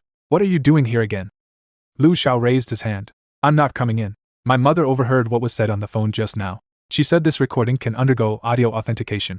If classmate Meng Shuha is willing to hand over the original file, it can be determined whether it was recorded continuously. The female teacher nodded. That is a reasonable request. Classmate Meng Shuha, please submit the original document. Meng Shuha's face stiffened on the screen. The file on my phone is the original, the female teacher said. Please do not forward the compressed version. The school teacher will connect the device and read it on the spot. Meng Shuha's fingers paused. The substitute teacher beside her glanced at her. Student Meng, give me your phone. She didn't move. The female teacher's voice dropped. If you refuse to hand it over, we won't be able to accept this recording as evidence. Meng Shuha bit her lip. She finally handed over the phone. A few minutes later, the IT teacher received the file. The computer in the meeting room displayed the audio waveform. I actually couldn't make sense of those lines. But the IT teacher only had to listen twice before his expression changed. There's a noticeable break in the middle. The background noise is different. The first paragraph is the dean's office. The second paragraph sounds like a hallway. The third paragraph has the echo of a hall. They are not continuous recordings taken at the same time. The female teacher asked. Can the splicing be confirmed? The information teacher said cautiously. Judging from the waveform and ambient sounds, there are traces of artificial splicing. A professional institution must issue the final opinion. But that was enough. Meng Shuha's face gradually lost its color. Her lips trembled slightly. I only extracted the key parts. The female teacher looked at her. You just called this Jinya N's true thoughts. But you didn't clarify that it's not a continuous recording. You also put together words from different scenes. This will mislead judgment. Meng Shuha was anxious. But those words were indeed spoken by him. I looked at her. I said to stop funding. Also said I wouldn't waste any more time. I never said I was going to get back at you. The one who really wanted to make the review teacher misunderstand was you. She stared at me intently. That gaze was like a broken needle, still wanting to pierce, but already lacking the strength. The female teacher closed the material page. The three teachers whispered to each other. Time passed very slowly. The clock on the wall ticked forward, one notch at a time. I heard my mother holding her breath. I heard the pages trembling softly on the desk. Finally, the female teacher looked back at the camera. Student Qin Yan, in this review, you were able to fully explain the source of your recommendation eligibility, the basis of your grades, and the process of forming the competition materials. You have provided a fairly sufficient factual response regarding the issues raised in the complaint. We will continue to archive the timeline and evidence materials submitted by the school. Upon preliminary review, your recommendation eligibility remains valid. My mother closed her eyes, and tears suddenly fell. My father let out a low sigh. Fang Qiming finally leaned back in his chair. Director Lu Ming also relaxed his shoulders. I didn't smile right away. I just stared at the screen. Thank you, teacher. The female teacher continued. At the same time, we will report this to the school. Any behavior that maliciously submits false materials, fabricates or combines content to influence the recommendation process should be seriously dealt with by the school. Meng Shuha sat in the small window. Her face was as pale as paper. After the review ended, the screen went dark. The meeting room fell silent for a few seconds. The principal stood up. Director Lu informed the Moral Education Office. Reinvestigate Meng Shuha's related actions, including the questioning of the blue notebook, the splicing of recordings, and the clues of forged withdrawal materials. Hand over what can be handed over. Meng Shuha is not in this room, but she still stands as if in front of us, layer by layer. She dismantles her own escape routes. When I walked out of the meeting room, sunlight was streaming in through the corridor window. It was blindingly bright. Lu Xiao was leaning against the wall. Did it pass? I nodded. It's over. He let out a long sigh of relief. That Meng guy should finally calm down this time. I didn't answer yet. Suddenly, a commotion came from downstairs. A girl rushed upstairs in a panic. Director Lu, something terrible has happened. Meng Shuha has locked herself out on the rooftop. She said she wants to see Qin Yan. 21. The wind was strong outside the rooftop door, the window at the end of the hall. I was not shut tightly. The cold wind rushed in, causing the safety notices on the wall to rustle loudly. Director Lu Ming's face immediately darkened. Who let her go up there? The girl was so anxious she was about to cry. No. She just ran out of the office. By the time we chased after her, she had already blocked the door from the outside. She said she only wants to see Qin Yan. My dad stepped in front of me, blocking the way. He's not going. My mom grabbed my arm too. Her hands were cold. Yan. Don't go. I stared at the stairwell. Someone was already running up the stairs there. Footsteps were chaotic. The shouts, pressed against the wind, sounded particularly piercing. If it were my past life, I would definitely panic. I would feel that if something happened to her, it would be my fault. I would rush forward. I would listen to her cry. I would agree to any request she made. But this time, I didn't move. I simply looked at Lu Ming. Director, have you called the police? Lu Ming immediately pulled out his phone. I already had the security department call them. I said, I can go up. My mom immediately looked up. Yan. I held her hand back. Mom, I'm not going alone. The teacher, the security office, and the police are all present. The entire process will be audio and video recorded. I won't see her alone. My dad looked at me for a few seconds. His eyes were deep and heavy. Finally, he nodded. I'll go with you. Lu Ming also nodded. Let's go. When we went upstairs, there were already many students gathered in the hallway. Fang Qiming stood at the front, telling people to disperse. Everyone back to the classroom. Anyone still recording videos, hand over your phone. Lu Xiao squeezed out of the crowd. When he saw me, his expression turned very grim. Don't do anything stupid, I said. No. Xiao Man stood beside him and murmured. She doesn't want to talk now. She wants to drag you into it. I nodded. So I'm bringing everyone along. The iron door on the top floor was half open. Just outside the D, where is a small platform leading to the rooftop. Meng Shuha stood by the railing. The wind tousled her hair. She clutched a blue notebook in her hand. The school uniform jacket billowed in the wind. It looked as thin as a sheet of paper. When she saw me, her eyes instantly turned red. Qin Yan. I stopped inside the iron gate. I didn't go any further. Director Lu Ming stood to my left. Fang Qiming stood to my right. My parents were behind me. Security personnel have already secured the stairwell. The police haven't arrived yet. I okayed at her. I'm here. If you have something to say it here. Meng Shuha glanced at the person beside me. She smiled. Are you now too afraid to even say a single word to me alone? I said calmly. It's not that I'm afraid. It's that there's no need. Her face turned a little pale. We grew up together. Now you guard against me like I'm a thief. I didn't respond to that. Meng Shuha, stay away from the railing. She looked down at her feet, then looked up at me. Again. Are you afraid I'll jump? I said. I don't want anything to happen to anyone. But my life isn't your responsibility. Tears suddenly streamed down her face. You're still so cold. Qin Yan. You weren't like this before. Before. You used to be afraid of me crying. Before. Whenever I was upset, you would stay and keep me company. You said before that you would always help me. I looked at the notebook in her hand. The wind blew the pages open. The red pen annotations inside flipped past page by page. That was something I stayed up late into the night to write. Stroke by stroke. Dense and packed. Like every step I had ever yielded in my past life. I was wrong before. I said. You helping me shouldn't become me owing you. She clutched the notebook tightly. But you ruined me. Disciplinary action. Review. The teacher is suspended. My mom was taken to the police station. Everyone is laughing at me. Qin Yan. Are you satisfied now? Director Lu Ming frowned. Meng Shuha. The school has given you a chance to explain. She didn't look at Lu Ming, only staring at me. I'm asking you. Are you satisfied now? I looked at her reddened eyes. It wasn't me who made you forge the documents. It wasn't me who asked you to piece together the recording. It wasn't me who told you to hand my notebook over to the review teacher. It also wasn't me who had your mom set up a banner outside my dad's company. Even now, standing here, you're still trying to shift the blame onto me. Her lips trembled. You know I have no way out. That same line again. I cut her off. The wind suddenly grew louder. The sound of police sirens came from downstairs. I stepped forward half a pace, then stopped. Meng Shuha, you still have a way out. The college entrance exam. Repeat. Regular batch. Start over later. These are all paths. You don't want it. You just want others to give up the path they've already taken. The tears in her eyes stopped. In that moment, the fragility on her face finally cracked open, exposing the cold thing inside. Because you clearly could have. Your family is well off. Your grades are good. You can survive with one less opportunity. I'm different. If I don't climb up, I'll only rot in place. I nodded. So you step on others. She smiled. A light laugh. You used to be willing to let me step on you. When these words fell, everyone on the rooftop changed expression. My mother's tears suddenly burst forth. My father clenched his fists. Fang Qiming's voice was cold as iron. Meng Shuhe, what do you take other people's kindness towards you for? Meng Shuhe seemed to finally realize she had said something wrong. She panicked for a moment, and quickly forced the tears out again. That's not what I meant. I'm just too scared. I really just want to study. The police officers have already come up. One of the female officers slowly approaches. Her voice is very gentle. Student, please put down the notebook first. Stay away from the railing. But Meng Shuhe took half a step back. She looked at me. Qin Yan, now tell the teacher. Say that you forgive me. You said those materials were all a misunderstanding. You said you wouldn't pursue it any further. U.S. Aid that. And then I'll come down. My mother covered her mouth. A muffled gasp came from the stairwell. I looked at her. Finally understand why she went to the rooftop. She doesn't truly want to end it. She wanted to put everyone's fate on my shoulders once more. All it takes is for me to take a step back. She can use this step to go back and overturn the case. She will say that I admit to the misunderstanding. She will say that the school's punishment was too harsh. She will say that there are issues with the review materials. She always knows exactly where to strike to soften a person's heart. I spoke slowly. I won't say it.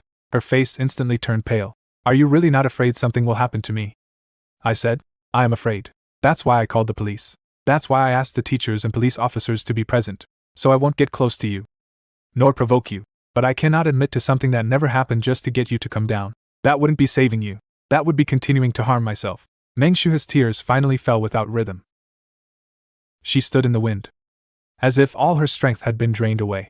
The female police officer seized the moment when her gaze wavered and quickly stepped forward. The security personnel circled around from the other side.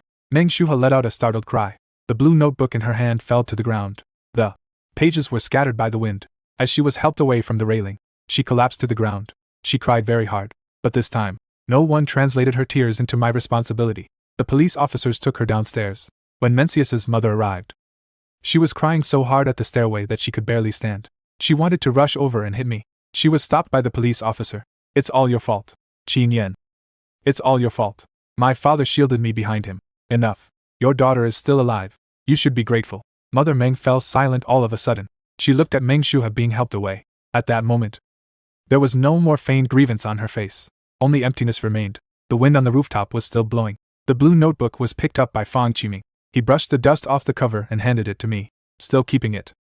I looked at the notebook. After a long time, I shook my head. Leave it to the school. As evidence. Fang Qiming nodded. Okay. That afternoon, the school issued the final disciplinary notice. Han Wenbin was removed from his teaching position for senior year students and placed under further investigation. Meng Shuhe was given a demerit for repeatedly submitting false materials, splicing audio recordings, and disrupting the recommendation review process. The leads regarding the forged retraction statement were handed over to the local police station. Gao Shuo proactively supplemented materials and cooperated with the investigation, resulting in a lighter original punishment. As for Meng Shuhe, she took a 2-week leave of absence. When she returned, she no longer sat in the seat by the window in the third row. She moved to the last row of the classroom. She doesn't cry. She doesn't talk to anyone either. The countdown to the college entrance exam ticks down day by day. The numbers on the blackboard went from over 100 days to infinity, 60, 30. I never went back to the regular class.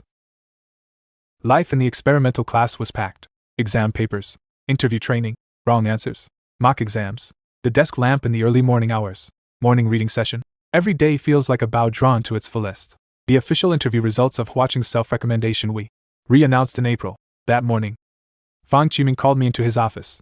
He pushed a printed notice in front of me. Passed. I looked down at the line of text.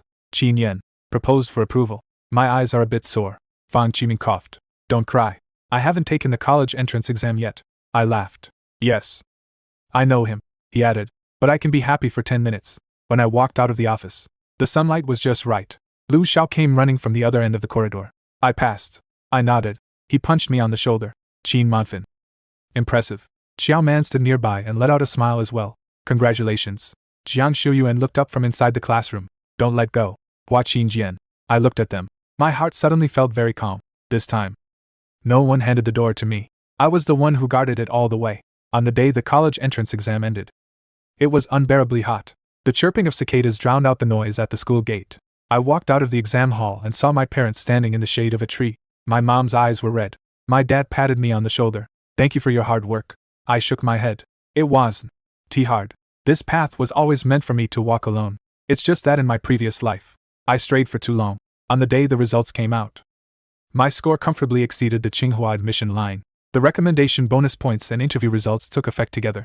When the admission letter was delivered to my home, the courier called out my name at the door. Qin Yen. I signed for it. Open. The red cover was blindingly bright in the sunlight. My mom cried. My dad turned around and rubbed his eyes. I traced the school name on the admission notice, suddenly recalling that post on moments from the phone screen in my past life. A white dress. The lawn. Caption. Thank myself for never giving up. I didn't post this on my moments this time. I just placed the acceptance letter on my desk. Beside it is the small knife that once carved a name, and a new blank notebook. I wrote 4 words on the first page. From now on. Moving forward. Later. I heard that Meng Shuha also took the college entrance exam. Her scores weren't bad. She got into a university within the province. Not bad at all. It wasn't as she had once said, that without watching it would all be over. Later. Mencius's mother sent a sum of money through someone. 19,400. My father accepted it. Only asked the other party to go through a bank transfer. The remarks are written clearly. Return the sponsorship funds. Other than that, our two families have no further contact. Gauchua sent me a text message after the college entrance exam. He said he had applied for law. He said he wanted to learn to distinguish between sympathy and responsibility in the future. I replied to him, "Good luck to you." Lu Xiao went to an other school in the capital. Before leaving, he even said that if they ever needed a lawyer, they could ask his mother for a discount. Xiao Man went to the south for her studies. Jiang Xiuyuan was really waiting for me at Tsinghua. In September, I dragged my luggage through the gate of Tsinghua. The lawn was very green. The wind rustled through the leaves. Sunlight fell on the white school sign. I stood there, looking at it for a long time. I didn't post it on moments. No emotion stirred. Nor did I remember anyone's tears. I simply took out my phone and sent my parents a photo.